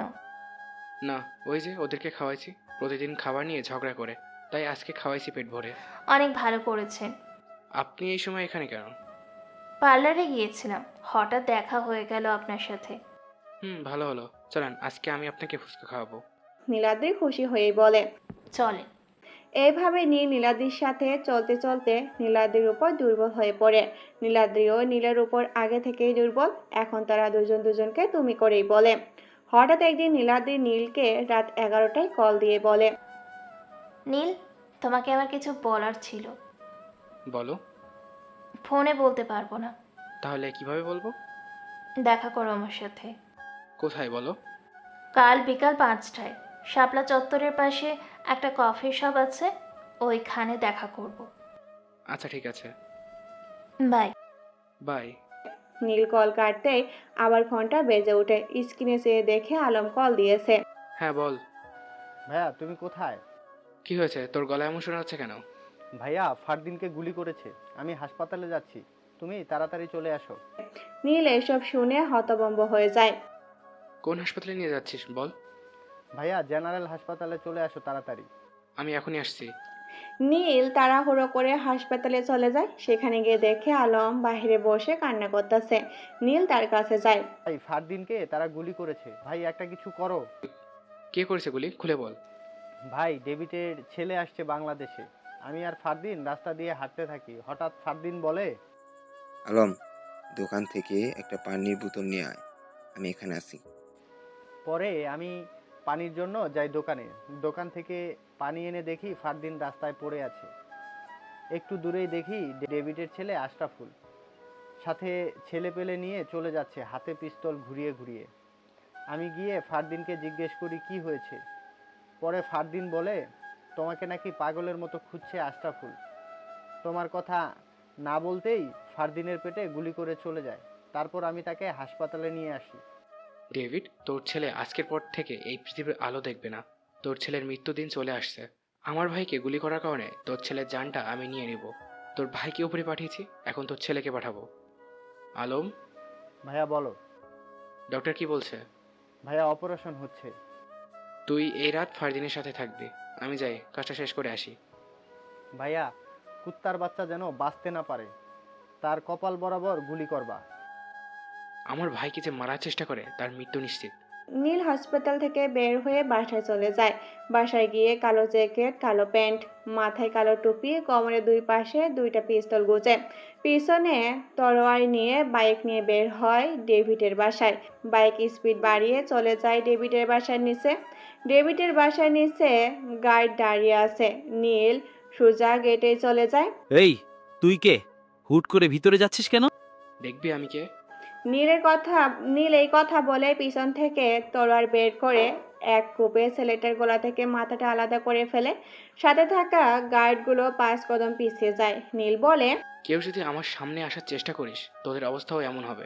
নীল এটা বলে কোমর থেকে পিস্তলটা বের করে গেটের তালায় একটা গুলি করেন। পিস্তল আবার কোমরে গুজে ভিতরের দিকে পা বাড়ায়। ভিতরে গিয়ে দেখে চারপাশটা পুরো অন্ধকার। হঠাৎ নীলের কানে ভেসে আসে কারো কথা। ওয়েলকাম তুফান, আমি জানতাম তুই আসবি, কারণ তোর ভাইকে আমি গুলি করেছি আর তুই আসছিস আমাকে মারতে। তুই তো খুব বড় মাপের খেলোয়াড় রে। তুই আমার চাচুকে মেরেছিস, তোকে কিছুই বলি নাই। একটা কথা শুনে রাখ, আমাকে মারতে হলে তোকে আবার জন্ম নিতে হবে। কুত্তার বাচ্চা, পারলে সামনে এসে কথা বল, দেখি তোর কত বড় বুকের পাটা। নীল তার পকেট থেকে ফোন বের করে লাইট জ্বালিয়ে দেখে সামনে বড় স্পিকারে সে কথাগুলো রেকর্ড করা হয়েছে। নীল জোরে হেসে দেয়। নীল স্পিকারের সামনে গিয়ে রেকর্ড চাপ দিয়ে আবার রেকর্ড করে দিয়ে যায়। যদি এক বাপের সন্তান হয়ে থাকিস, এই তুফানের সামনে এসে কথা বলিস, দেখি তোর কত বড় বুকের পাঠা। রেকর্ড করে অটো সেভ করে নীল বাসা থেকে বের হয়ে যায়। বাইকে বসে ফুল স্পিডে চলে যায় হাসপাতালে গিয়ে ফারদিনের রুমে গিয়ে দেখে আলম তার মাথায় হাত বুলিয়ে দিচ্ছে। ফারদিন পিট পিট করে চোখ খুলে দেখে নীল এসেছে। ভাইয়া তুমি আসছো, আমার পাশে বসো। নীল গিয়ে ফারদিনের পাশে বসে মায়ের পেটের ভাইদের থেকেও বেশি আদর করে ফারদিন আলমকে নীল। এই দুনিয়ায় এমন কিছু মানুষ আছে যারা শুধু নিজেরটাই বোঝে, পরেরটা কিভাবে মেরে খাবে সেই ধান্দায় বসে থাকে। এই দুনিয়ায় সবাই খারাপ, কেউ গোপনে আবার কেউ প্রকাশ্যে। হালাল কিছু করতেই জানে না, বেহালালের জিনিসটা মানুষের চোখে পড়ে বেশি। কেউ নারীর নেশা, আবার কেউ টাকার নেশা। এই দুনিয়ার টাকার নেশা সবচেয়ে বেশি। বেহালাল টাকার দিকে সবাই চেয়ে থাকে, হালাল টাকার দিকে তাকাতে চায় না, কারণ হালাল টাকা তো কাজ করে নিতে হয়। সকাল 10টা। ফারদিন ঘুমিয়ে আছে, সাথে আলম বসে আছে নিচের চেয়ারে। নীল ডক্টরের সাথে কথা বলছে। ডাক্তার, আমার ভাইকে বাসায় নিয়ে যেতে চাই। দেখেন, এই অবস্থায় বাসা নেওয়াটা ঠিক হবে না, 3 দিন পরে নিয়ে যান। না, এখানে প্রবলেম হতে পারে। আজকে বাসায় নিয়ে যেতে চাই, আর যা লাগে সব দিয়ে দিবেন, সাথে লোক দিয়ে দিবেন। বাসায় ট্রিটমেন্ট হবে আমার ভাইয়ের। ঠিক আছে, আপনি আমার সাথে আসেন। নীল ডক্টরের সাথে যায়, কিছু ঔষধ লিখে দেয়। সে ঔষধ নিয়ে ফারদিনের কেবিনে যায়। একটু পরে ফারদিনকে বাসায় নিয়ে যায়। বিকেল 5টা। কফি শপে বসে আছে নীল আর নীলাদ্রি। নীলাদ্রি কিছু বলে না, নীলও কিছু বলে না। ওয়েটার এসে বলে, স্যার কি দিব? নীলাদ্রি, কি খাবে? তেমন কিছু না, 1 কাপ কফি হলেই হবে। ওকে, এই 2 কাপ কফি। জি স্যার। ওয়েটার চলে যায়। নীলাদ্রি নীলের দিকে আর চোখে তাকায়, আর নীল বুঝতে পারে। একটু পরে ওয়েটার কফি নিয়ে আসে। এখন বলো, কেন রেখেছো? দেখো নীল, আমি সোজা কথা বলতে পছন্দ করি। কথা হচ্ছে, আমি যেই দিন তোমাকে প্রথম দেখি সেই দিনই তোমাকে আমার ভালো লাগে। আমি তোমাকে ভালোবাসি নীল, প্লিজ ফিরিয়ে দিও না। নীল কি বলবে কিছু বুঝে উঠতে পারে না। এইসব ভালোবাসা যে নীলের জন্য না, সে তো অন্ধকার জগতের মানুষ। সেখানে মানুষ এবার চলে গেলে সহজে আসতে পারে না। মৃত্যুটা কখন হয় টের পাওয়া যায় না। গ্যাংস্টার জীবনে ভালোবাসার নামটা নাই। কি হলো নীল, কিছু বলছো না যে? দেখো, তুমি আমার সম্পর্কে কিছুই জানো না। হয়তো জানলে আমাকে ভালোবাসার কথা বলতে পারতে না, বন্ধুত্বটাও করতে না। আমার পক্ষে ভালোবাসা সম্ভব না। প্লিজ, এমন কথা আমি শুনতে চাই না। প্লিজ নীল, আমি তোমার সম্পর্কে কিছুই জানতে চাই না। আমি তোমার হাত ধরে বাঁচতে চাই, প্লিজ নীল। অন্ধকার জগতের মানুষ আমি চাই না তুমি আমার জীবনে এসে নিজের জীবনটা নষ্ট করো। যেভাবে আছো সেভাবে থাকো। আমার থেকে ভালো মানুষ পাবে তুমি। অন্ধকার জীবন মানে? সেটা সময় হলে জানতে পারবে। এখন উঠি। নীল উঠে চলে যায়। নীলাদ্রি সেখানে বসে থাকে। নীলে যাওয়ার দিকে চেয়ে থাকে।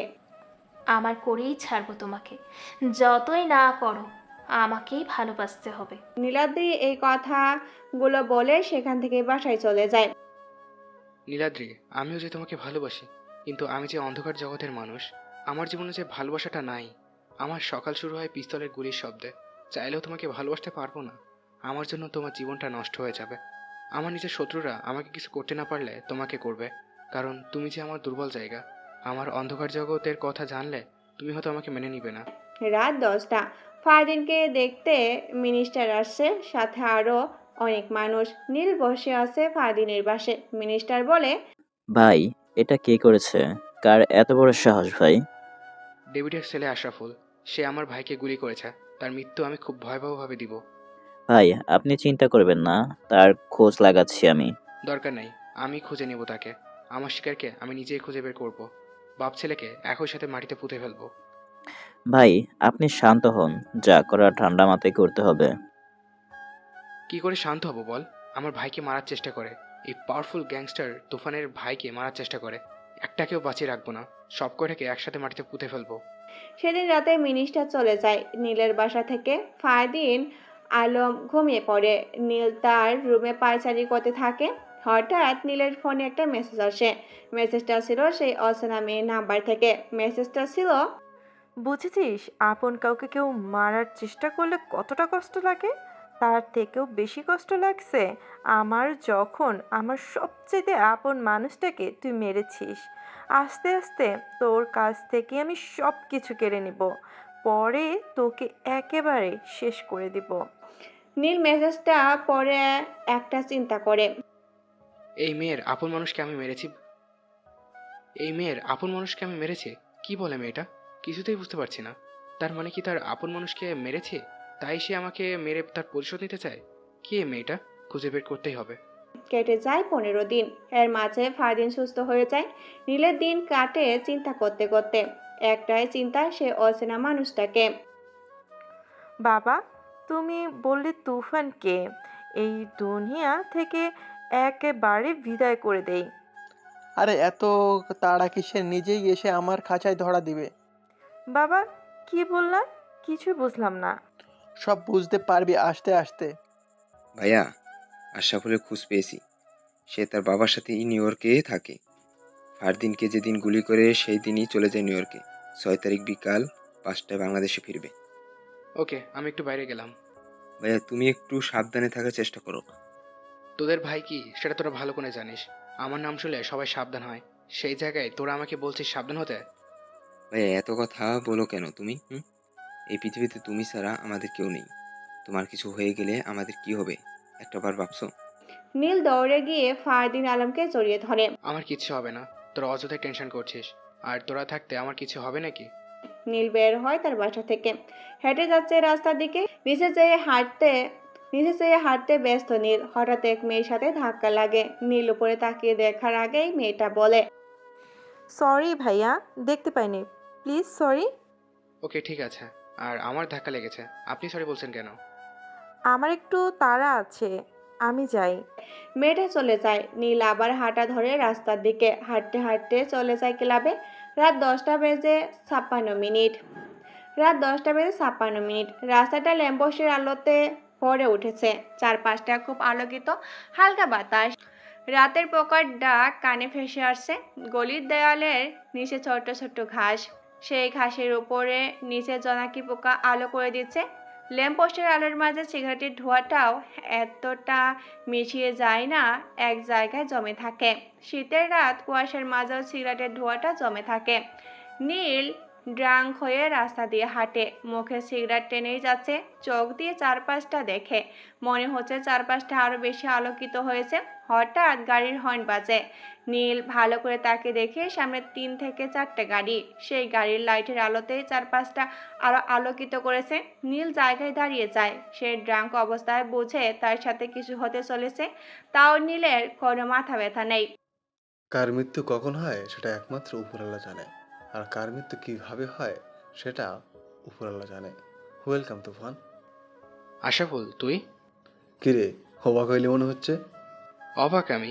তুই তো নিউ ইয়র্কে চলে গেলি, আসার কথা 6 তারিখ, 2 দিন আগেই চলে আসলে, আবার আমার সামনে দাঁড়িয়ে আছিস। বাহ, তুই তো দেখি সব খোঁজ খবর রাখিস। এটাই গেম, বুঝলে? খবরটা আমরা দিয়েছি যে 6 তারিখ বাংলাদেশে যাব, কিন্তু রাত শেষ হওয়ার আগেই চলে আসছি। এটাই গেম। একটা কথা মনে রাখিস, বাপের উপরেও বাপ থাকে। নীল মুচকে হাসে। এই হাসিটা খুব ভয়ানক একটা হাসি। আশরাফুল নীলের হাসি দেখে বুঝে সে কিছু একটা করেছে। গেমের মাস্টারের সাথে তুই গেম খেলিস? আহা, গেমের মাস্টারের সাথে তুই গেম খেলিস? তোর তো খুব সাহস রে। তুই কি, তোর মতো 100 জন আসলেও এই তুফানের কিছুই করতে পারবি না? দেখা যাক কে কাকে কি করতে পারে। এই যা তো, তাকে বুঝিয়ে দে এই আশরাফুল কি জিনিস। দুজন নীলের দিকে এগিয়ে যায়। নীল তখনও মুচকি হাসতে ব্যস্ত। ছেলেরা সামনে যেতেই নীল তার বাম হাতটা উপরে তুলে, সাথে সাথেই দুটো গুলি এসে ছেলে দুটার কান বরাবর লাগে। দুটো লাশ মাটিতে লুটিয়ে পড়ে। নীল জুড়ে হেসে ওঠে। আশরাফুল চারপাশে তাকিয়ে দেখার চেষ্টা করে, কিন্তু কাউকেই পায় না। কে গুলি করেছে সে বুঝে উঠতে পারে না। কি রে, কি বুঝলি? গেম লিডারের সাথে গেম খেলতে আসছিস? আশরাফুলের সাথে থাকা ছেলেগুলো পিস্তল বের করে নীলকে গুলি করার জন্য, কিন্তু তার হলো না। পিছন দিক থেকে গুলির জোরে হয়ে যায়। সবগুলো মাটিতে পড়ে আছে, শুধু দাঁড়িয়ে আছে ডেভিডের ছেলে আশরাফুল। কি রে, গেম খেলবি না? আয় খেলি একটু গেম। আশরাফুল কিছু বলে না, তাকিয়ে আছে নীলের দিকে। নীল মুচকি হাসে। আশরাফুল কি করবে কিছুই বুঝে উঠতে পারে না। সে এসেছে নীলকে মারতে, এখন সে নিজেই মৃত্যুর মুখোমুখি দাঁড়িয়ে আছে। এই তুফানের সাথে লাগতে আসিস না, সোজা মৃত্যু ঘটিয়ে দিব। অনেক বেড়ে গেছিস তুই, তুই বেশি দিন বেঁচে থাকবে না, তোর মৃত্যুর সামনে অপেক্ষা করছে। নীলের এই কথা শুনে হাতটা হালকা তালি দেয়। সাথে সাথেই 10 থেকে 12 জন নীলের পিছনে এসে দাঁড়ায়। নীলের দুপাশে ফারদিন আলম, তাদের পিছনে নীলের গ্যাংয়ের লোকগুলো দাঁড়িয়ে আছে। ফারদিন? হ্যাঁ ভাইয়া। সে যেন সোজা হয়ে দাঁড়াতে না পারে এমন অবস্থা করে দে। এই কথা শুনে ফারদিন ঠাস ঠাস করে 2টা গুলি করে আসাফুলের ডান পায়ে। আসাফুল চিৎকার করে মাটিতে বসে পড়ে। তোকে মারলাম না, তোকে সেদিনই মারবো যেদিন তোর বাপকে মারবো। আসাফুল কিছুই বলতে পারে না, কথা বলবে নাকি পা বাঁচাবে। নীল চলে যায় সেখান থেকে। আশরাফুল সেখানেই বসে থাকে। ভাইয়া তোমাকে বলছি খুব সাবধানে চলতে, তুমি কথাই শোনো না। যদি ট্যাগ না করতাম তোমার ফোন তাহলে কিভাবে কি করতাম একবার ভাবছো? এই জন্যই তোদেরকে আমি অ্যালার্ট করে রাখি। তোরা আমার ভাই, আমাকে অনেক ভালোবাসিস, আমিও তোদেরকে অনেক ভালোবাসি। আর এই তুফানকে মারার মানুষ এই দুনিয়ায় পয়দা হয় নাই, তোরা হয়তো জানিস না। এখন কথা না বলে বাসায় চলো। নীল ফারদিন আলম চলে যায় বাসায়। ঘড়িতে রাত 1টা ছুঁই। নীল ঘুমিয়ে আছে। হঠাৎ তার কানে গুলির আওয়াজ আসে। ধরফরিয়ে ঘুম থেকে উঠে বসে। ফারদিন আলমও ঘুম থেকে উঠে নীলের রুমে টোকা দেয়। ভাইয়া তুমি ঠিক আছো? ভাইয়া দরজা খুলো। নীল এসে দরজা খুলে দেয়। ফারদিন আলম ভিতরে ঢুকে নীল বলে, বাইরে যাবি না কেউ। ভাইয়া কিন্তু ভাইয়া কি গুলি করছে? আশরাফুলের লোক হবে, দাঁড়া আমি দেখি কে। ভাই সাবধান। নীল বারান্দায় যেতেই শুনতে পায়, এই কুত্তার বাচ্চা তুফান, কই তুই বের হ, আমার ছেলেকে গুলি করেছিস, তোর কত বড় সাহস। নীল বাহিরে উকি মেরে দেখে ডেভিড দাঁড়িয়ে আছে, সাথে কিছু ছেলে পেলে। নীল মুস্কি হেসে ডেভিডকে বলে, কি রে বাসায় চলে আসছিস দেখি, তোর তো খুব সাহস রে। এক বাপের পোলা হলে সামনে এসে কথা বল। নীল বারান্দা থেকে রুমে এসে ফারদিন আলমকে বলে, আমি নিচে যাই, তোরা ছাদে চলে যা, সাথে K98 স্নাইপার নিয়ে যাবে।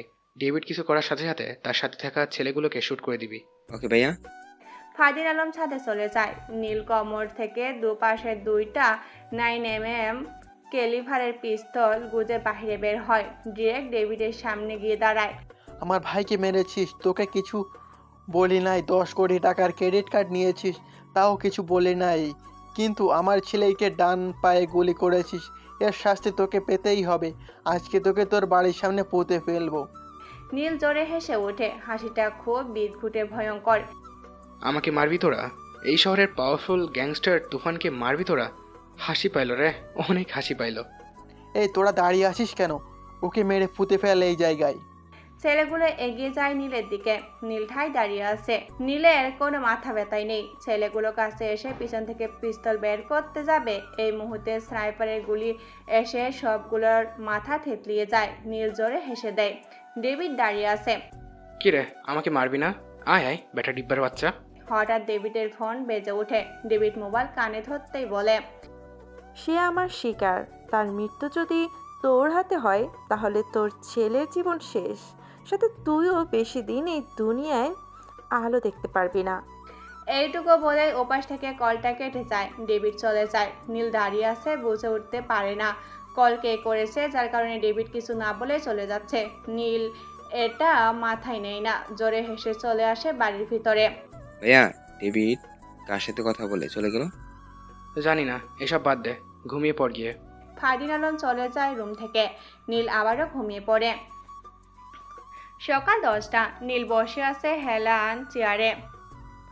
সামনে নীলাদ্রি বসে আছে। কারো মুখে কোনো কথা নেই। নীলাদ্রিও কিছু বলে না। নীল বলল, কেন ডেকেছো? কেন ডাকতে পারি না? তা তো বলি নাই। ওই দিনের পর থেকে তো আর যোগাযোগ করো নাই, একটা বার ফোনও করো নাই। আমি ফোন দিলে কেটে দিয়েছো। প্রয়োজন মনে করি নাই, প্রয়োজন হলে আমি নিজে ফোন দিতাম। নীলাদ্রি চুপ হয়ে যায়। নীল চেয়ে দেখে নীলাদ্রির মন খারাপ করে অন্যদিকে তাকিয়ে আছে। নীল বলে, কিছু খাবে?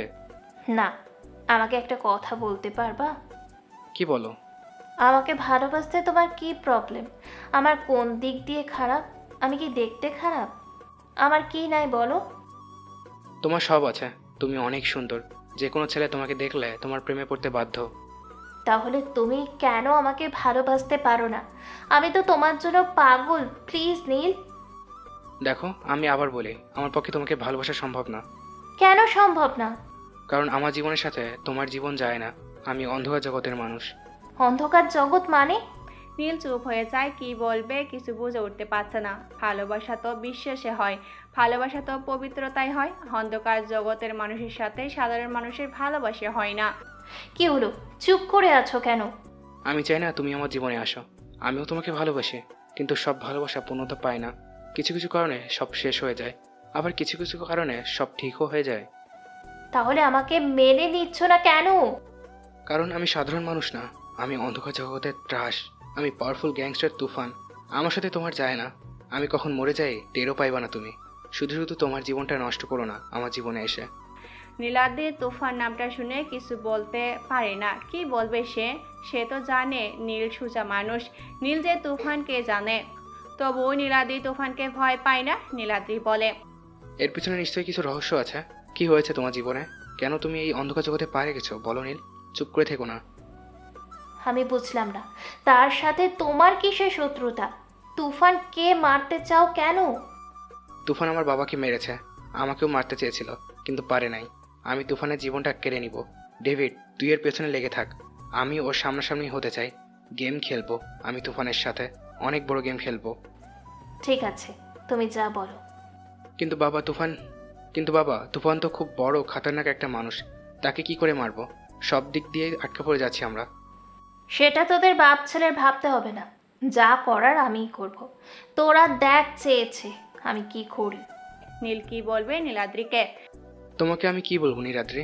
এখন হয়তো আমাকে কিছু বলবে না, যখন আমার অতীত জানবে তখন আমাকে ঘৃণা করবে তুমি, আমাকে সহ্য করবে না। কিন্তু আমি ঠিক, তার কোনো দামই দিবে না তুমি। নীল এইসব ভাবে হঠাৎ নীলের ফোনটা বেজে ওঠে। স্ক্রিনে সে দেখে সেই অচেনা মেয়েটা ফোন দিয়েছে।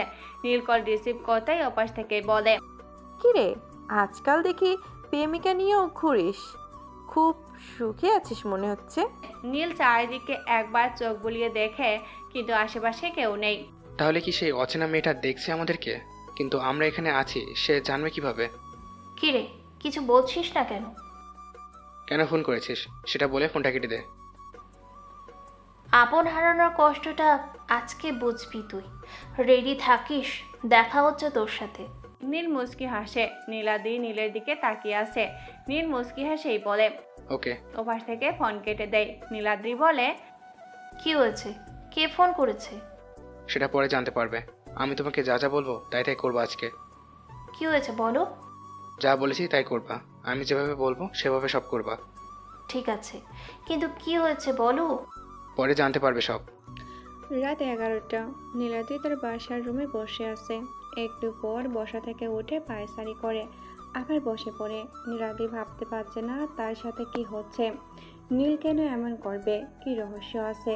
নীলাদ্রি এইসব ভাবে হঠাৎ গাড়ির শব্দ শুনতে পায়। নীলাদ্রি জানলা দিয়ে তাকে দেখে 3 থেকে 4টা গাড়ি তাদের বাসার নিচে দাঁড় করিয়েছে। নীলাদ্রি হালকাভাবে ভয় পেয়ে যায়। ভয় পাওয়ারই কথা। নীলাদ্রি আরও দেখে গাড়ি থেকে অনেক লোক নামছে।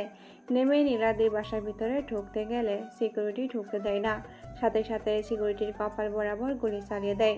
নীলাদ্রি এবার অনেক ভয় পায়। কি করবে কিছুই বুঝতে পারে না। বারবার নীলের নাম্বারে কল দিয়েছে, কিন্তু কল যাচ্ছে, নীল রিসিভ করছে না। হুট করে নীলাদ্রির রুমের দরজায় টোকা দেয়। নীলাদ্রি আস্তে আস্তে পা বাড়ায় দরজার দিকে। দরজা খুলে দেয়। দরজা খুলতেই নীলাদ্রির গলা চেপে ধরে। খুব প্রেম ভালোবাসা তোদের মনে, তাই না? ফোন দে তোর প্রাণ প্রিয় নীলকে, আজকে দুজনকে একসাথে মেরে মাটিতে পুঁতে দিব। কে তোমরা? আমার কাছে কি চাই? আর নীলকেই বা কেন খুঁজতেছো?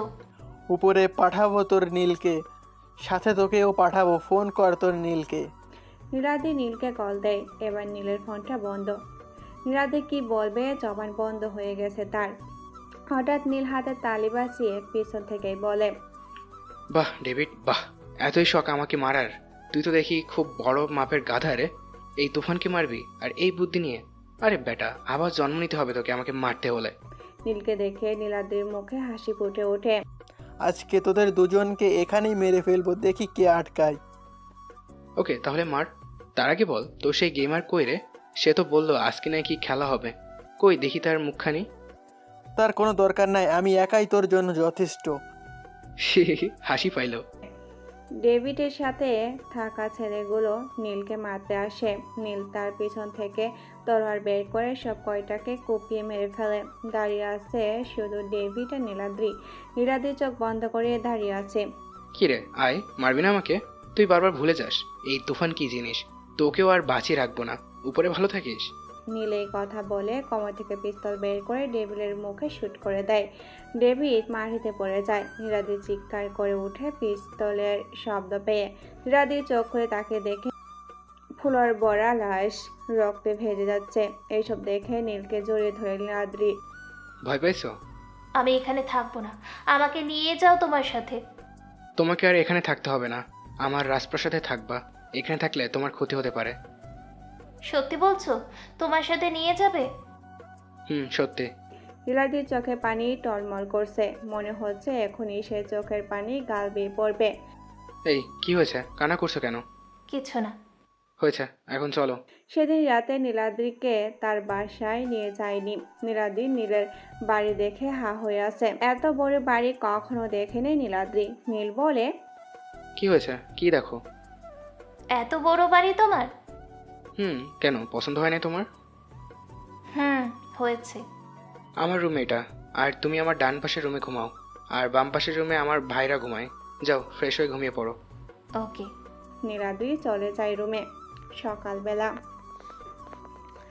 নীলাদ্রি ঘুম থেকে উঠে রান্নাঘরে গিয়ে রান্না করে। কাজের মানুষ সবাই অবাক, কারণ নীলাদ্রি কাউকে কাজ করতে দিচ্ছে না, সে নিজেই সব কিছু করে দিচ্ছে। ফারদিন আর আলম ঘুম থেকে উঠে নিজে এসে দেখে নীলাদ্রি খাবার দিয়ে টেবিলে সাজাচ্ছে। ফারদিন আলম অবাক, এত কিছু রান্না করেছে, আর এই মেয়ে এখানে কি করে এলো? আপু তুমি এইখানে কি করো, আর কখন আসছো? তোমার ভাইকে জিজ্ঞেস করো। ফারদিন আলম আবুল হয়ে গেল নীলাদ্রির কথা শুনে। আলম বলল, আপু আমরা তোমাকে জিজ্ঞেস করেছি, ভাইয়া কেন বলবে? কারণ তোমার ভাইয়ের বউ আমি। ফারদিন আলমের দিকে তাকায়, অবাকের উপর অবাক হচ্ছে। তারা দুজন, অবাক হওয়ারই কথা। এক রাতের মাঝে বউ নিয়ে বাসায় থাকবে তাদের ভাই, এটা তারা ভাবতেও পারেনি। তাহলে তো ভালোই হলো, সুন্দর একটা ভাবি পেলাম। কি বলিস ফারদিন? কিন্তু ভাইয়া আমাদেরকে না জানিয়ে বিয়ে করেছে, এটার একটা বিহিত করতে হবে। নীল ঘুম থেকে উঠে ফ্রেশ হয়ে নিচে নেমে দেখে পুরো খাবারের টেবিল খাবার দিয়ে সাজানো। সামনে বসে আছে ফারদিন আর আলম। নীলাদ্রি রান্নাঘরে। কিরে, এত খাবার কেন আজকে? আর খাবারগুলো দেখে মনে হচ্ছে নতুন মানুষ বানিয়েছে। ফারদিন আর আলম কথা বলে না। নীল আবারও বলে, কিরে, কথা বলছিস না কেন? হুট করে নীলাদ্রি এসে বলে, সবাই খেতে বসো। হ্যাঁ ভাবি দাও। ভাবি শুনে নীলের চোখ বড় বড় হয়ে যায়। পুরো কুচকে তাকায় নীলাদ্রির দিকে। কিরে, কে ভাবি? কাকে ভাবি ডাকিস তোরা? কেন আমাকে ভাবি ডাকে? তোমাকে কেন ভাবি ডাকবে? আমি তো তোমাকে বিয়েই করি নাই। ভাইয়া এসব বলে লাভ নেই, আমাদেরকে না জানিয়ে বিয়ে করছো, আর আমাদেরকে জানাবে কেন? আমরা তো তোমার কেউ না। দেখ, ফালতু কথা বলবি না, আমার সব তোরা। আমি যাই করি না কেন তোদেরকে আগে জানাই। আর নীলাদ্রিকে আমি বিয়ে করি নাই। তাহলে ভাবি যে বললো তুমি নাকি কালকে রাতে বিয়ে করে নিয়ে আসছো? সে মিথ্যে বলেছে। কি নীলাদ্রি, বলো। নীল নীলাদ্রির দিকে লাগে ওকে তাকায়। ফারদিন আলম হালকা কিছু খেয়ে উপরে চলে যায়। নীল নীলাদ্রির হাত ধরে টানতে টানতে নিজের রুমে নিয়ে যায়।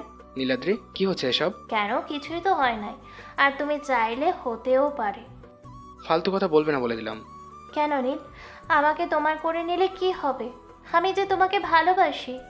আমার তো এই দুনিয়ায় কেউ নাই। ছোট থেকে এতিমখানায় বড় হয়েছি।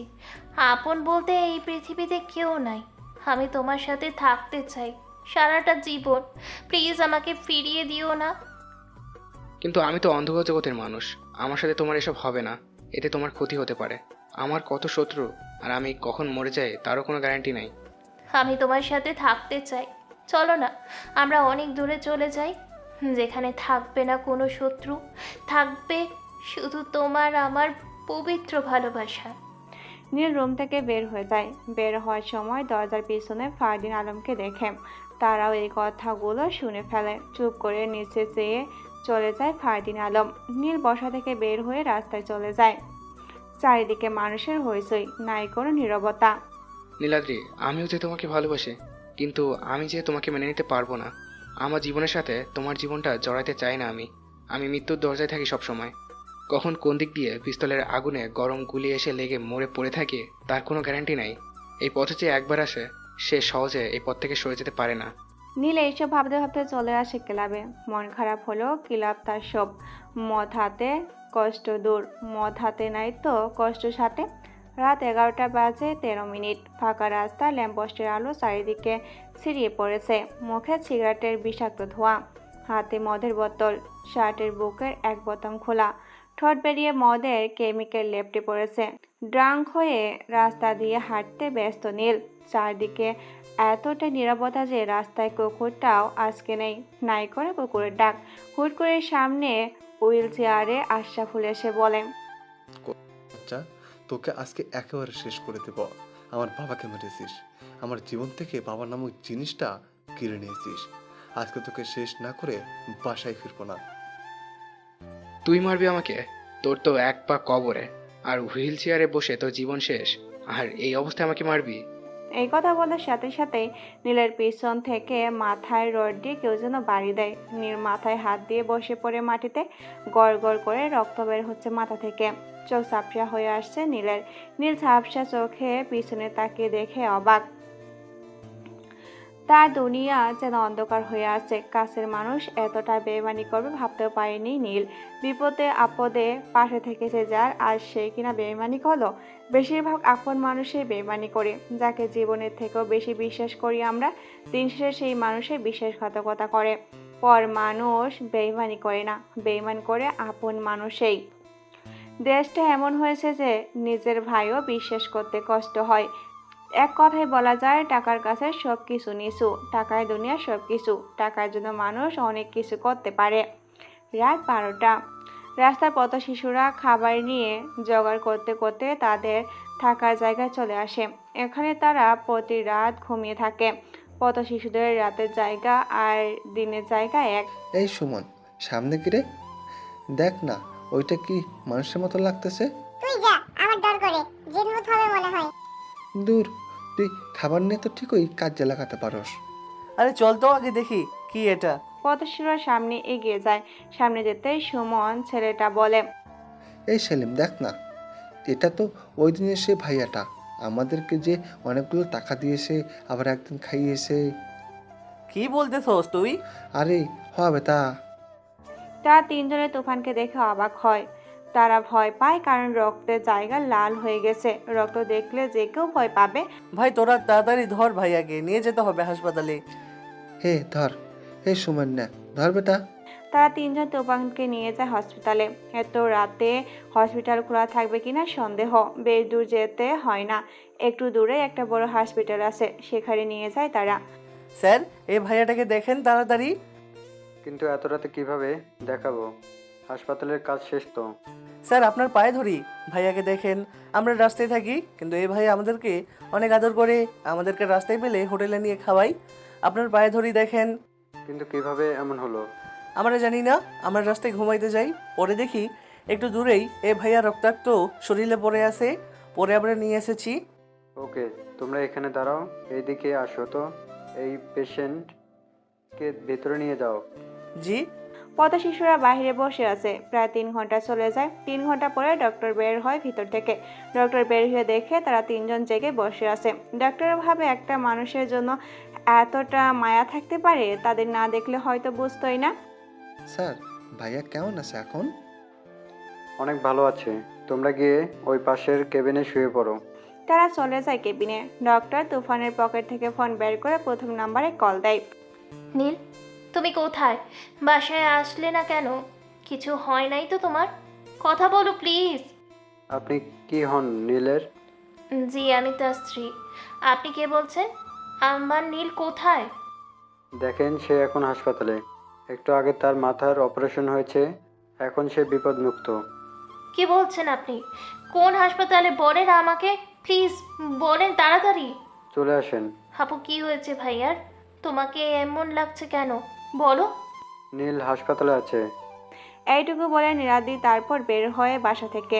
নীলাদ্রির পেছনে ফারদিন আলম। হাসপাতালে যেতে যেতে ফজরের আজান হয়ে যায়। হাসপাতালে গিয়ে দেখে একটা কেবিনের লাইট জ্বালানো। নীলাদ্রি ফাহমিদ আলম দৌড়ে যায়। ডক্টর, আমার নীল কোথায়? তার কি হয়েছে বলেন। সে হাসপাতালে কেন? কোথায় আমার নীল? প্লিজ আপনি শান্ত হন, উনি এখন বিপদমুক্ত আছে। সকাল হলে জ্ঞান আসবে। এখন ইনজেকশন দেওয়া হয়েছে। না, আমি আমার নীলের কাছে যেতে চাই। আমি নীলকে দেখব। আপু তুমি শান্ত হও, সব ঠিক হয়ে যাবে। সকাল 10টায় নীলের জ্ঞান ফিরে আসে। নীলাদ্রি নীলের পাশে বসে আছে, সাথে ফারদিন আলম। দরজার বাইরে সেই পথ শিশু 3জন বসে আছে। নীলের জ্ঞান ফিরলে সে দেখে সাদা রঙের 4 দেওয়ালে একটা রুমে বেডে শুয়ে আছে। নীল, তোমার জ্ঞান ফিরেছে? ফারদিন, ডক্টরকে ডেকে নিয়ে আসো। আমি এখানে কি করে এলাম? আমি তো রাস্তায় পড়েছিলাম। ডক্টর কেবিনে ঢুকেই বলে, কাল রাতে আপনাকে নিয়ে আসে এখানে।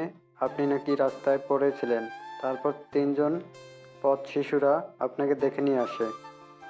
ডক্টর, সেই 3জন কোথায়? আমি তাদেরকে দেখতে চাই। ওরা বাইরে বসে আছে।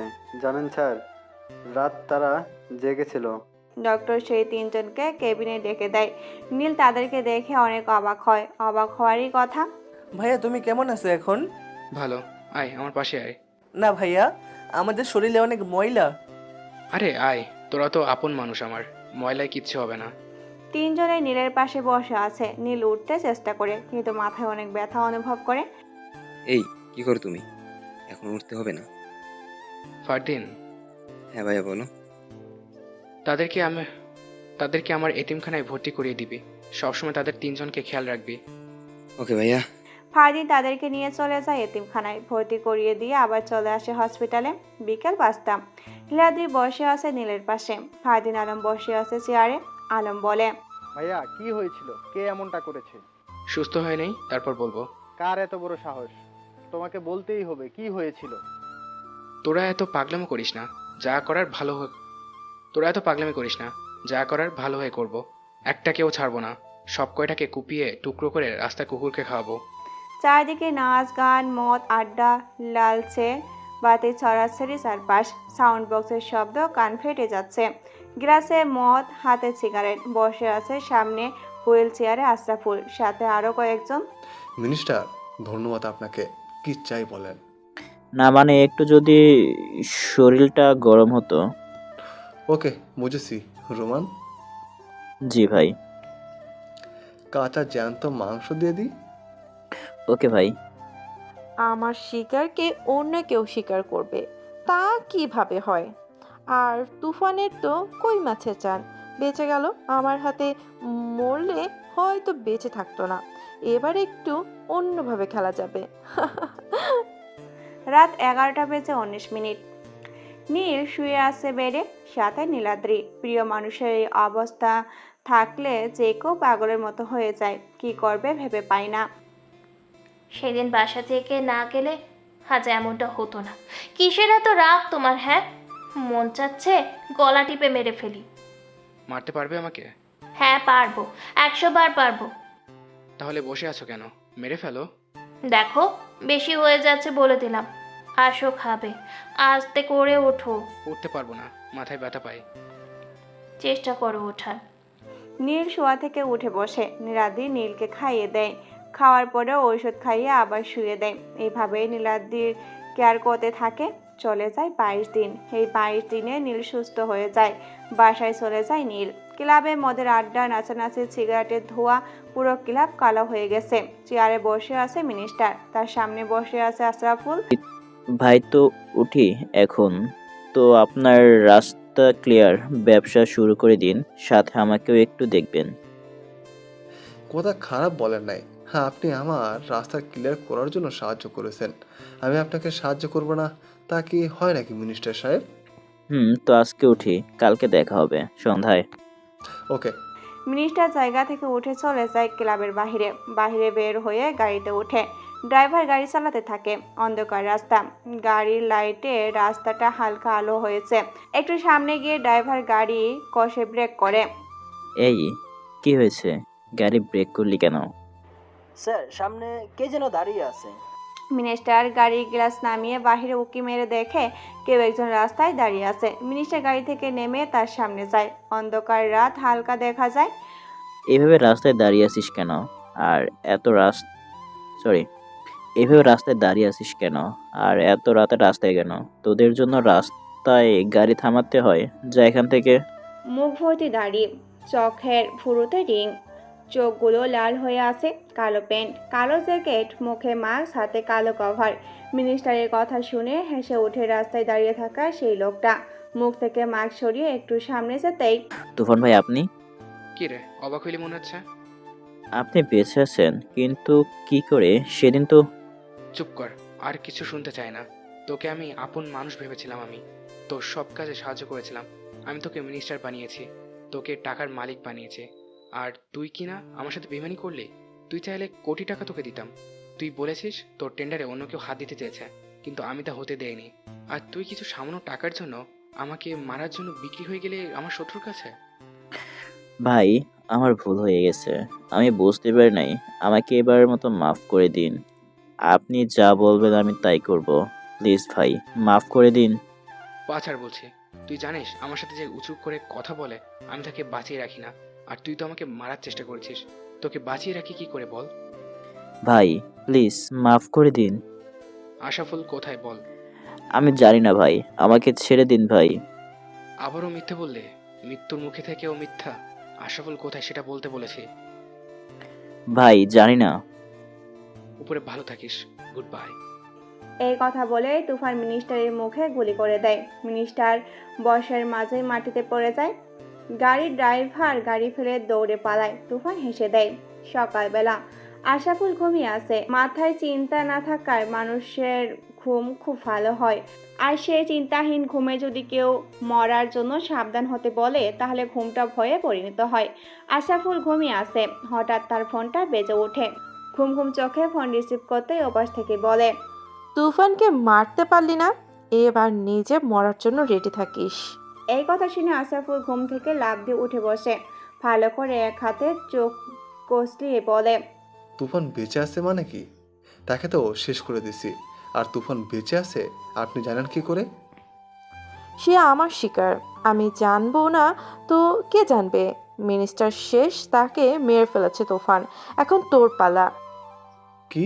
মিনিস্টারকে মেরে ফেলেছে? আপনার সাথে আমার দেখা করার দরকার। আমি দেখা করতে চাই আপনার সাথে। আজ রাত 12টায় মিরপুর পার্টি হাউসে দেখা হবে। ঠিক আছে। আশরাফুল কল কেটে দেয়। বিছনা থেকে নেমে হুইল চেয়ারে বসে গিলাসে থাকা পানি পুরো শেষ করে ভাবে, তাকে তো মেরে ফেললাম, কিন্তু সে বেঁচে গেল কিভাবে? আর মিনিস্টারকে মারলো কখন? এটা কিভাবে সম্ভব? তার তো বেঁচে থাকার কথা না। ভাইয়া একটা কথা বলি। বল, অনুমতি নেওয়ার কি আছে? দেখ ভাইয়া, নীলাদ্রি আপুকে বিয়ে করে ফেলো তুমি। এই কথা বলাতে নীল আলমের দিকে লাগি লোক নিয়ে তাকায়। ফারদিন বলে, ভাইয়া আলম ঠিকই বলছে, নীলান্দি আপুকে বিয়ে করো। তোরা এসব কথা বলিস না। তোরা সব জেনেও কেন এমন কথা বলছিস? ভাইয়া, নীলান্দি আপু তোমাকে অনেক ভালোবাসে। তুমি যখন হাসপাতাল ছিলে তখন ডক্টরকে আপু তোমার বউ বলে পরিচয় দিয়েছে। কি বলিস তুই? হ্যাঁ ভাইয়া, ঠিকই বলেছি। এসব নিয়ে পরে ভাবা যাবে, আমি একটু বাইরে গেলাম। নীলাদ্রি দরজার আড়াল থেকে সব শুনে ফেলে। মুচকি হেসে বিছনায় পরে কোল বালিশে মুখ গুজে দেয়। নীল বাহিরে গিয়ে টং দোকান থেকে একটা সিগারেট জ্বালায়। সিগারেট টেনে যাচ্ছে। দোকান থেকে চলে যায় কলেজের পাশে পুকুরের পাশে রাখা ছোট্ট বেঞ্চ। সেই বেঞ্চে গিয়ে বসে। সিগারেট শেষ হয়ে যায়। সিগারেট ফেলে দিবে এমন সময় তার ফোন বেজে ওঠে। নীল নাম্বার দেখে মুচকি হেসে রিসিভ করতেই বলে, ওয়েলকাম তুফান। আমারও একই কথা। এতদিন কই ছিলে? নাকি ভয় পাইলি? বলেছিলি দেখা হবে, পরে তো আর সামনে আসলি না। আমি ভয় পাবো তোকে? আর তোর তো কই মাছের জান রে, মরে গিয়েও বেঁচে গেলে সবার হাত থেকে বাঁচতে পারবি, কিন্তু আমার হাত থেকে না।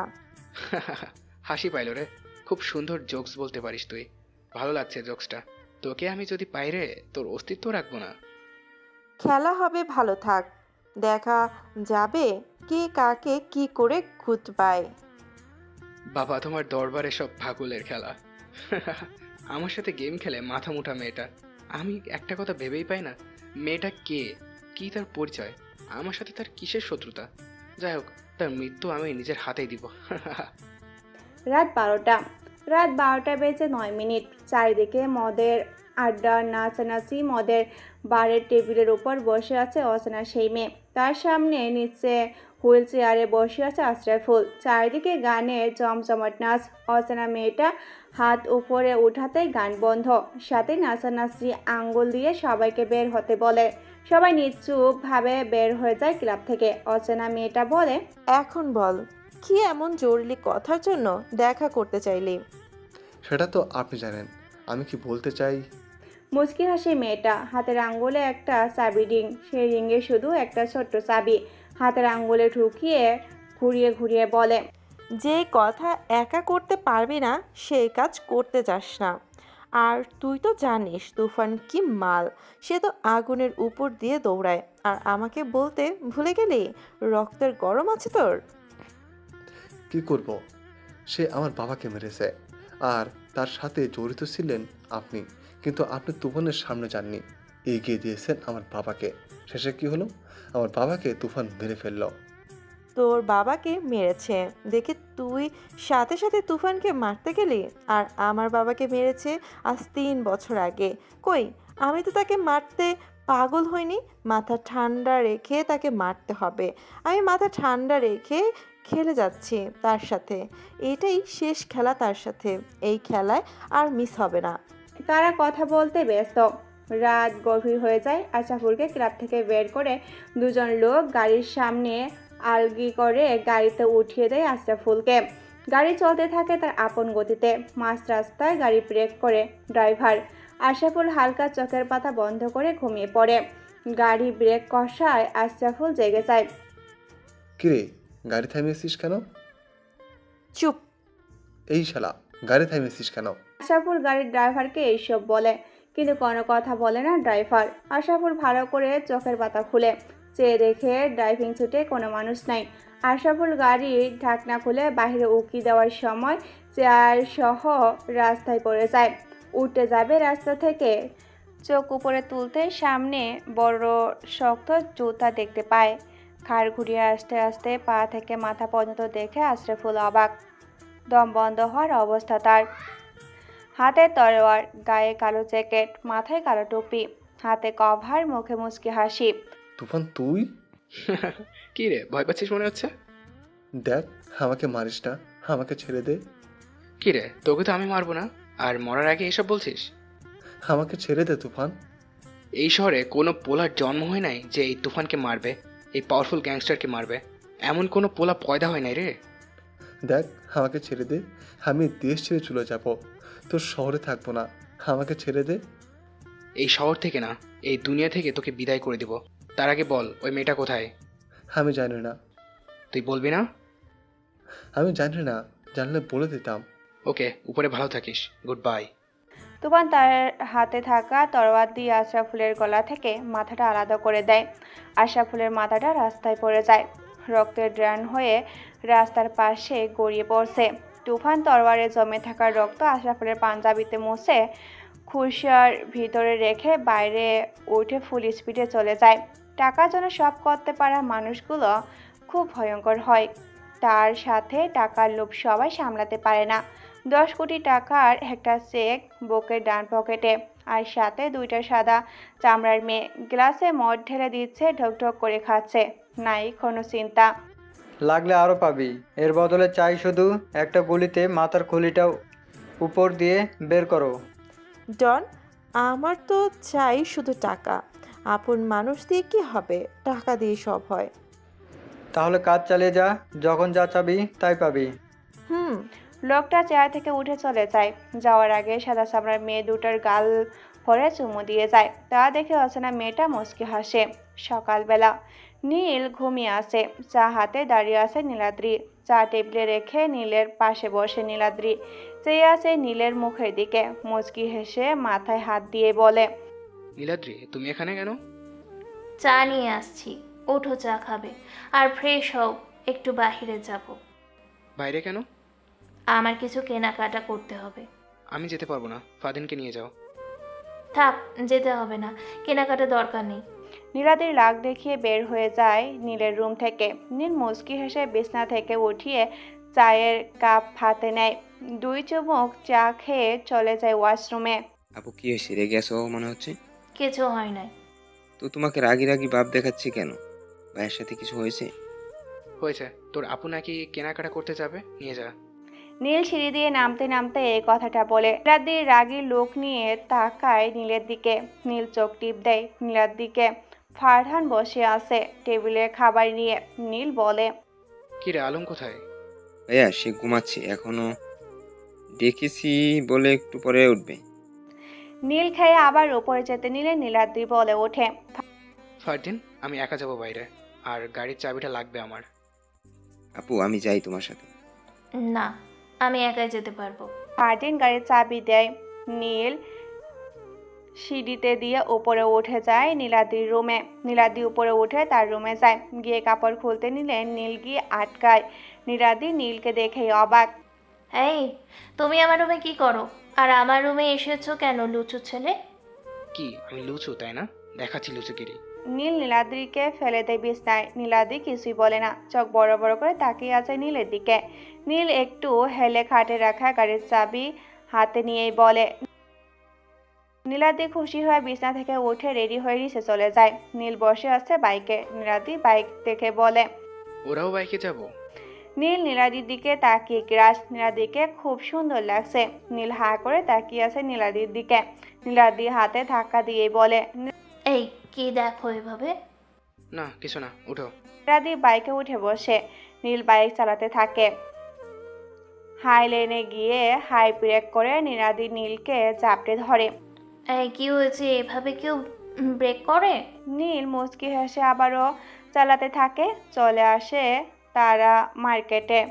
দুপুর 2:23 নীল বসে আছে। নীলের কাঁধে আর হাতে কাপড়ের ব্যাগ। এই দোকান থেকে ওই দোকান, এত কিছু কেনা হয়েছে। নীলাদ্রি কিনেই যাচ্ছে। নীল বলে, হয়েছে তো, আর কত? আমি নিতে পারছি না। চুপ করে আমার সাথে আসো। কেনাকাটা শেষ করে সন্ধ্যায় বাসায় ফিরে নীল আর নীলাদ্রি। ফারদিন আলম বসে আছে সোফায়। ভাই এত লেট হয়েছে কেন? আর এত কাপড়? ওকে জিজ্ঞেস কর, আমাকে শেষ করে দিছে এই শয়তান মেয়ে। কি, আমি শয়তান? শয়তান না তো কি? আজকে তোমার খবর আছে। নীল কাপড়ের ব্যাগ নিচে ফেলে এক দৌড়ে রুমে। হুট করে আলমের ফোন বেজে ওঠে। আলম বসা থেকে উঠে চলে যায় রুমে। নীল ফ্রেশ হয়ে বাইরে বের হয়। আলমের রুমের সামনে দিয়ে যাচ্ছিল। দরজার সামনে আসতেই শুনতে পায়, ম্যাডাম, আপনাকে কোনো চিন্তা করতে হবে না, সুযোগ পেলেই শেষ করে দেব। আমার সাথে দেখা কর। কোথায় আসবো বলেন? এই ক্লাবে চলে আয় সকাল 9টায়। নীল মুচকি হেসে দরজার সামনে থেকে চলে যায় আর ভাবতে থাকে, নিজের ঘরেই বেইমান মানুষ। আপন মানুষগুলো তো খুব ভয়ানক হয়, উপকারের দাম দেয় না। তাদের চাই টাকা, টাকার জন্য তারা সব করতে পারে। দুধ কলা দিয়ে কালসাপ ভরো করেছি আমি। ভালোই হলো, সব রহস্যের সমাপ্তি ঘটাতে পারবো। নীল বসে আছে তার রুমে। সময় তখন রাত 11টা। ছোট্ট একটা ছবি হাতে, চোখে পানি টলমল করছে। জুড়ে চিৎকার করে কাঁদতে ইচ্ছে করছে তার। মা, তুমি এখন থাকলে দেখতে পারতে এই দুনিয়ায় কত রকমের বেইমান মানুষ থাকে। মা, তুমি ছাড়া সবাই বেইমান, সবাই টাকার পাগল, আর তুমি সন্তানের পাগল। এই শহরে বেইমান মানুষ অনেক বেশি। আমরা যাকে ভালো মনে করি, দিন শেষে সেই সবচেয়ে বড় খারাপ। দুনিয়ায় ভালো মানুষ নেই। নীল কান্না করছে আর তার মায়ের ছবির সাথে কথা বলে। নীলাদ্রি দরজার পাশে দাঁড়িয়ে নীলের কথা শুনে। নীলাদ্রি নীলকে পেছন থেকে কাঁদতে দেখে কাঁধে হাত রাখে। নীল পিছনে চেয়ে দেখে নীলাদ্রি বাম হাতের পিঠ দিয়ে চোখ মুছিয়ে বলে, তুমি এত রাতে আমার রুমে কি করো, আর এত রাত জেগে আছো কেন? কি হয়েছে তোমার? কাঁদছো কেন? কিছু না, যাও গিয়ে ঘুমিয়ে পড়ো। বলো প্লিজ, কি হয়েছে তোমার? আমি আজ শুনতে চাই। আমার অতীত শুনে কি করবে তুমি? বলো প্লিজ, তোমার কষ্ট আমার সয় না। আমার অতীত শুনবে? হুম। তাহলে শোনো। ছোট ছিলাম অনেক সহজ সরল একটা ছেলে। মানুষ কলেজে যেত বড় ব্যাগ নিয়ে, আর আমি যেতাম ছোট স্কুল ব্যাগ নিয়ে। সবাই আমাকে নিয়ে হাসাহাসি করতো, কিন্তু আমি কাউকে কিছু বলতাম না। কলেজের স্যার ম্যাডাম আমাকে অনেক আদর করতো। আমি অনেক ভালো ছাত্র ছিলাম। আমরা অনেক গরিব, তাই আমাদেরকে কেউ দেখতে পারতো না। আমার বাবা 2টা বিয়ে করে। একদিন আমার মা অনেক অসুস্থ হয়ে পড়ে। আমার বাবা টাকা পয়সা দিত না, বেশিরভাগ সময় ওনার ওই বউর সাথে থাকতো। আমার মা অসুস্থের সময় বাবাকে জানিয়েছে, কিন্তু সে আসতে চায়নি। হঠাৎ আমি একদিন পড়ার টেবিলে বসে পড়ছিলাম, পরে শুনতে পাই বাবার গলা। আমি ভেবেছি বাবা আসছে মনে হয়। একটু পরে শুনতে পাই, তুই চলে যা তোর ছেলেকে নিয়ে, আমাকে আর জ্বালাস না, আমি তোকে টাকা পয়সা দিতে পারবো না। আমার টাকা পয়সা দরকার নেই, তুমি আমাকে তোমার কাছে রাখো, আমাকে ছেড়ে দিও না। আমার ছেলেটা অনেক সহজ সরল, তাকে নিয়ে কোথায় যাবো আমি? সেটা আমি জানি না। আমার মা অসুস্থ শরীর নিয়ে বাবার পায়ে পড়ে, কিন্তু আমার বাবা তাকে লাথি দিয়ে ফেলে দেয়। মায়ের চিৎকার শুনে আমি পড়ার টেবিল থেকে দৌড়ে আসি। এসে দেখি মা মাটিতে পড়ে কাঁদছে। মা, কি হয়েছে? তুমি কাঁদছো কেন? আর বাবা কোথায়? তোর বাবা চলে গেছে, আর আসবে না। কি হলো মা, বাবা আসবে না কেন? সেদিন আমাকে মা সব বলে, আমি শুনে অনেক অবাক হই। পরদিন মাকে নিয়ে চলে যাই গ্রামে খালার বাসায়। সেখানে গিয়ে কিছুদিন থাকি। আস্তে আস্তে আমার মার খুব খারাপ অবস্থা হয়ে যায়। ডক্টরের কাছে নিয়ে যাই। ডক্টর বলেছে ডক্টর কি বলেছে? আমার মা আর বেশি দিন বাঁচবে না। আমি ডক্টরের কথা শুনে হতভম্ব হয়ে যাই। আমার মার দিকে তাকাই, মায়ের চেয়ে থাকা দেখে বুকটা ফেটে যাচ্ছিল। কি করব কিছুই বুঝে উঠতে পারছিলাম না। সেদিন ডক্টরের কাছ থেকে খালার বাসায় চলে যাই। খালাকে সব বলি। খালা কান্নায় ভেঙে পড়ে। একদিন রাতে ডক্টরের কাছে যাই। স্যার, আমার মাকে বাঁচানো যাবে না, টাকা লাগলে আমি দিব, তবুও আপনি আমার মাকে বাঁচিয়ে দিন। দেখুন, টাকা দিয়ে সব হয় না। আপনার মাকে বাঁচাতে হলে তাকে বাইরে নিয়ে চিকিৎসা করাতে হবে, আর বাঁচবে কিনা তাও বলা যাবে না। নীল থেমে যায়। নীলাদ্রি বলে, সেদিন ডক্টরের কাছ থেকে আসার সময় বাবাকে অনেকগুলো ফোন দেয়, কিন্তু বাবা রিসিভ করে না। শেষবার কল দিয়ে দেখে নাম্বার বন্ধ করে রেখেছে। বাসার কাছে যেতে কান্না শুনতে পায়। দৌড়ে গিয়ে দেখে খালা কান্না করছে। নীলকে দেখেই দৌড়ে আসে। বাবা তুই কোথায় ছিলি? তোর মাই নাই। এটা শোনার জন্য আমি প্রস্তুত ছিলাম না। আমি মাটিতে বসে পড়ি। আমার ভিতর থেকে কান্না আসে না। বোবা হয়ে গেছি আমি। মায়ের লাশের পাশে বসে এক ধ্যানে চেয়ে থাকি। জানো নীলাদ্রি, আমি যখন মায়ের পাশে বসেছিলাম তখন মনে হয়েছে আমার মা ঘুমিয়ে আছে। একটু পরেই উঠে বলবে, বাবা তুই খেয়ে আয়। আমি তো তোর মাথায় হাত বুলিয়ে তোকে ঘুম পাড়িয়ে দেই। আমার আর আসে নাই। মা ঘুম থেকে উঠে নেয় আর শেষ ঘুম ঘুমিয়েছে আমার মা। সেদিন মাকে দাফন করে কবরের মাটি ছুঁয়ে কথা দিয়েছিলাম, এই শহরের সবচেয়ে নামি দামি মানুষ হব আমি। টাকার উপরে ঘুমাবো, সবচেয়ে পাওয়ারফুল হব আমি। মন্ত্রী মিনিস্টার আমার পায়ের নিচে পড়ে থাকবে। দেখো, আমি আমার মাকে কথা দিয়েছি, আর সেই কথা পূরণ করেছি। হয়েছি পাওয়ারফুল মানুষ। টাকা পয়সার হাতের ময়লা এখন। সেদিন রাতে মায়ের কবর থেকে আর খালার বাসায় যায়নি, চলে যাই ঢাকায়। সেই বাবা নামের অমানুষটাকে খুঁজে বের করি। কি রে, তুই এখানে কেন? কেন আসতে পারি না? না, এখানে আসার দরকার নেই তোর, চলে যা এখান থেকে। যাওয়ার আগে একটা কাজ করে যাই। কি কাজ? শেষ করে যাই বাবা নামের অমানুষটাকে। সেদিন গলা টিপে মেরে ফেলি বাবা নামের অমানুষটাকে। তার মেয়ে ছিল বাসায়। আমি বাসা থেকে বের হতে চাইলে পেছন থেকে কলার চেপে ধরে মিলি নামে সেই অমানুষের মেয়েটা। তাকেও গলার ওড়না পেঁচিয়ে মেরে ফেলি। মিলির মা এসব থেকে স্ট্রোক করে মারা যায়। চলে আসি আমি সেই বাড়ি থেকে। সেই সহজ সরল ছেলেটা আস্তে আস্তে হয়ে যায় গ্যাংস্টার, পাওয়ারফুল গ্যাংস্টার তুফান। নীল বসা থেকে উঠে চলে যায় ওয়াশরুমে। নীলাদ্রি ভাবে, একটা মানুষের জীবনে এত কিছু হয়ে গেল, আর সেই মানুষটা অতীতটাকে এতটা নিখুঁতভাবে লুকিয়ে চলতে পারে। নীলাদ্রি, গিয়ে ঘুমিয়ে পড়ো, অনেক রাত হয়েছে। আজকে রাত তোমার সাথে থাকবো। এটা হয় না, যাও রুমে গিয়ে ঘুমিয়ে পড়ো। নীল নীলাদ্রিকে জোর করে তার রুমে পাঠিয়ে দেয়। নীল বিছনায় বসে পকেট থেকে ফোন বের করে কাকে যেন কল দেয়। ভাইয়া বলো। আলমের দিকে খুব কড়াভাবে নজর রাখবি, কই যায় কি করে। নিজের বাসায় থেকেও তোকে বলছি, কারণ খেলাটা খেলবো খুব আরামে। ওকে ভাইয়া। নীল কল কেটে দেয়, বিছনায় গায়ে লিয়ে দেয়। সারা রাজ্যের ঘুম এসে ভর করে নীলের চোখে। নীল ঘুমিয়ে যায়। সকাল 9টা। চেয়ারের হেলান দিয়ে বসে আছে আলম। সামনে সেই নামে। কি হয়েছে ম্যাডাম? জরুরি দেখা করার মানে কি? বলেছি তো কাজ হবে। কাজ না হলে জোর করে হতে হবে। আমি চাই তুফানের লাশ। তাই নাকি? আমার লাশ দিয়ে তুই কি করবি? আর বেঁচে আসিস কিভাবে? তুফান তুই? ভাইয়া তুমি? এত অবাকের কিছু হয় নাই। আর মিলি, তুই বেঁচে আছিস আমার জানা ছিল না, এখন জানতে পারলাম। সেদিন তোকে মাটিতে পুঁতে ফেলার দরকার ছিল, তাহলে হয়তো বেঁচে থাকতি না। কিন্তু আজকে আর বেঁচে থাকবি না। আমার সাথে গেম খেলার মজাটা পাবি, পাবি মৃত্যু। তাই নাকি? তুই মারবি আমাকে? পেছনে তাকিয়ে দেখ। ফারদিন পিস্তল ঠেকায় নীলের মাথায়। তা দেখে নীল অবাক। হেসে দেয় মিলি, সাথে আলম। ফারদিন, সরি ভাইয়া, জীবনে বাঁচতে হলে টাকার দরকার। তোমার সাথে থেকে শুধু চাকরের মতো কাজ করেছি, পাইনি কোটি টাকা, এখন পেয়েছি কোটি টাকার চেয়েও বেশি, তার বদলে তোমাকে নাই করে দিলাম। এই বলে নীলের বুকে ডান পাশে গুলি করে দেয় ফারদিন। নীল মাটিতে পড়ে যায়। হেসে উঠে সবাই। কিরে, মারবি না আমাকে? আয় মার। ঠাস ঠাস করে 3টা গুলি এসে 3 জনের কপালে পড়ে যায় মাটিতে। নীল মাথা ঘুরিয়ে তাকায় পেছনে। মেশিন হাতে দাঁড়িয়ে আছে নীলাদ্রি। নীলের ঠোঁটে মুচকি হাসি। নীল দাঁড়িয়ে যায়, বুলেট প্রুফ জ্যাকেট গায়ে, পিস্তলের বুলেট চাপটি লেগে থাকে সেই জ্যাকেটে। নীলাদ্রি এগিয়ে আসে নীলের সামনে। কে মিস্টার তুফান, কেমন দিলাম? ভালো দিয়েছ, এখন আমাকেও দাও। নীল এই কথা বলাতে নীলাদ্রি হাতে থাকা মেশিন ফেলে দৌড়ে এসে নীলকে জড়িয়ে ধরে আর বলে, না, আমার তুফানকে মারতে পারবো না আমি। তুমি যে আমার কলিজা, আমি যে তোমাকে ভালোবাসি। নীল নীলাদ্রিকে জড়িয়ে ধরেই বলে, গেমটা ভালো ছিল। মনস্টার গার্ল বলে কথা। তুমি গ্যাংস্টার, আমি মনস্টার। নীল নীলাদ্রিকে নিয়ে বাইরে যায়। নীল বাইকে উঠেই বলে, নীল যাওয়া যাক ভালোবাসার শহরে। চলুক ভালোবাসা তোমার আমার। বাইক ফুল স্পিডে দিয়ে চলে যায় ভালোবাসার শহরে। তাদের ভালোবাসায় বেঁচে থাকুক সারা জীবন। সমাপ্ত। গল্পটি যদি ভালো লেগে থাকে তাহলে অবশ্যই একটি লাইক এবং শেয়ার করে দেবেন। গল্পটি কেমন হয়েছে এবং আপনাদের কীরকম গল্প পছন্দ কমেন্ট করে জানিয়ে দেবেন। ধন্যবাদ।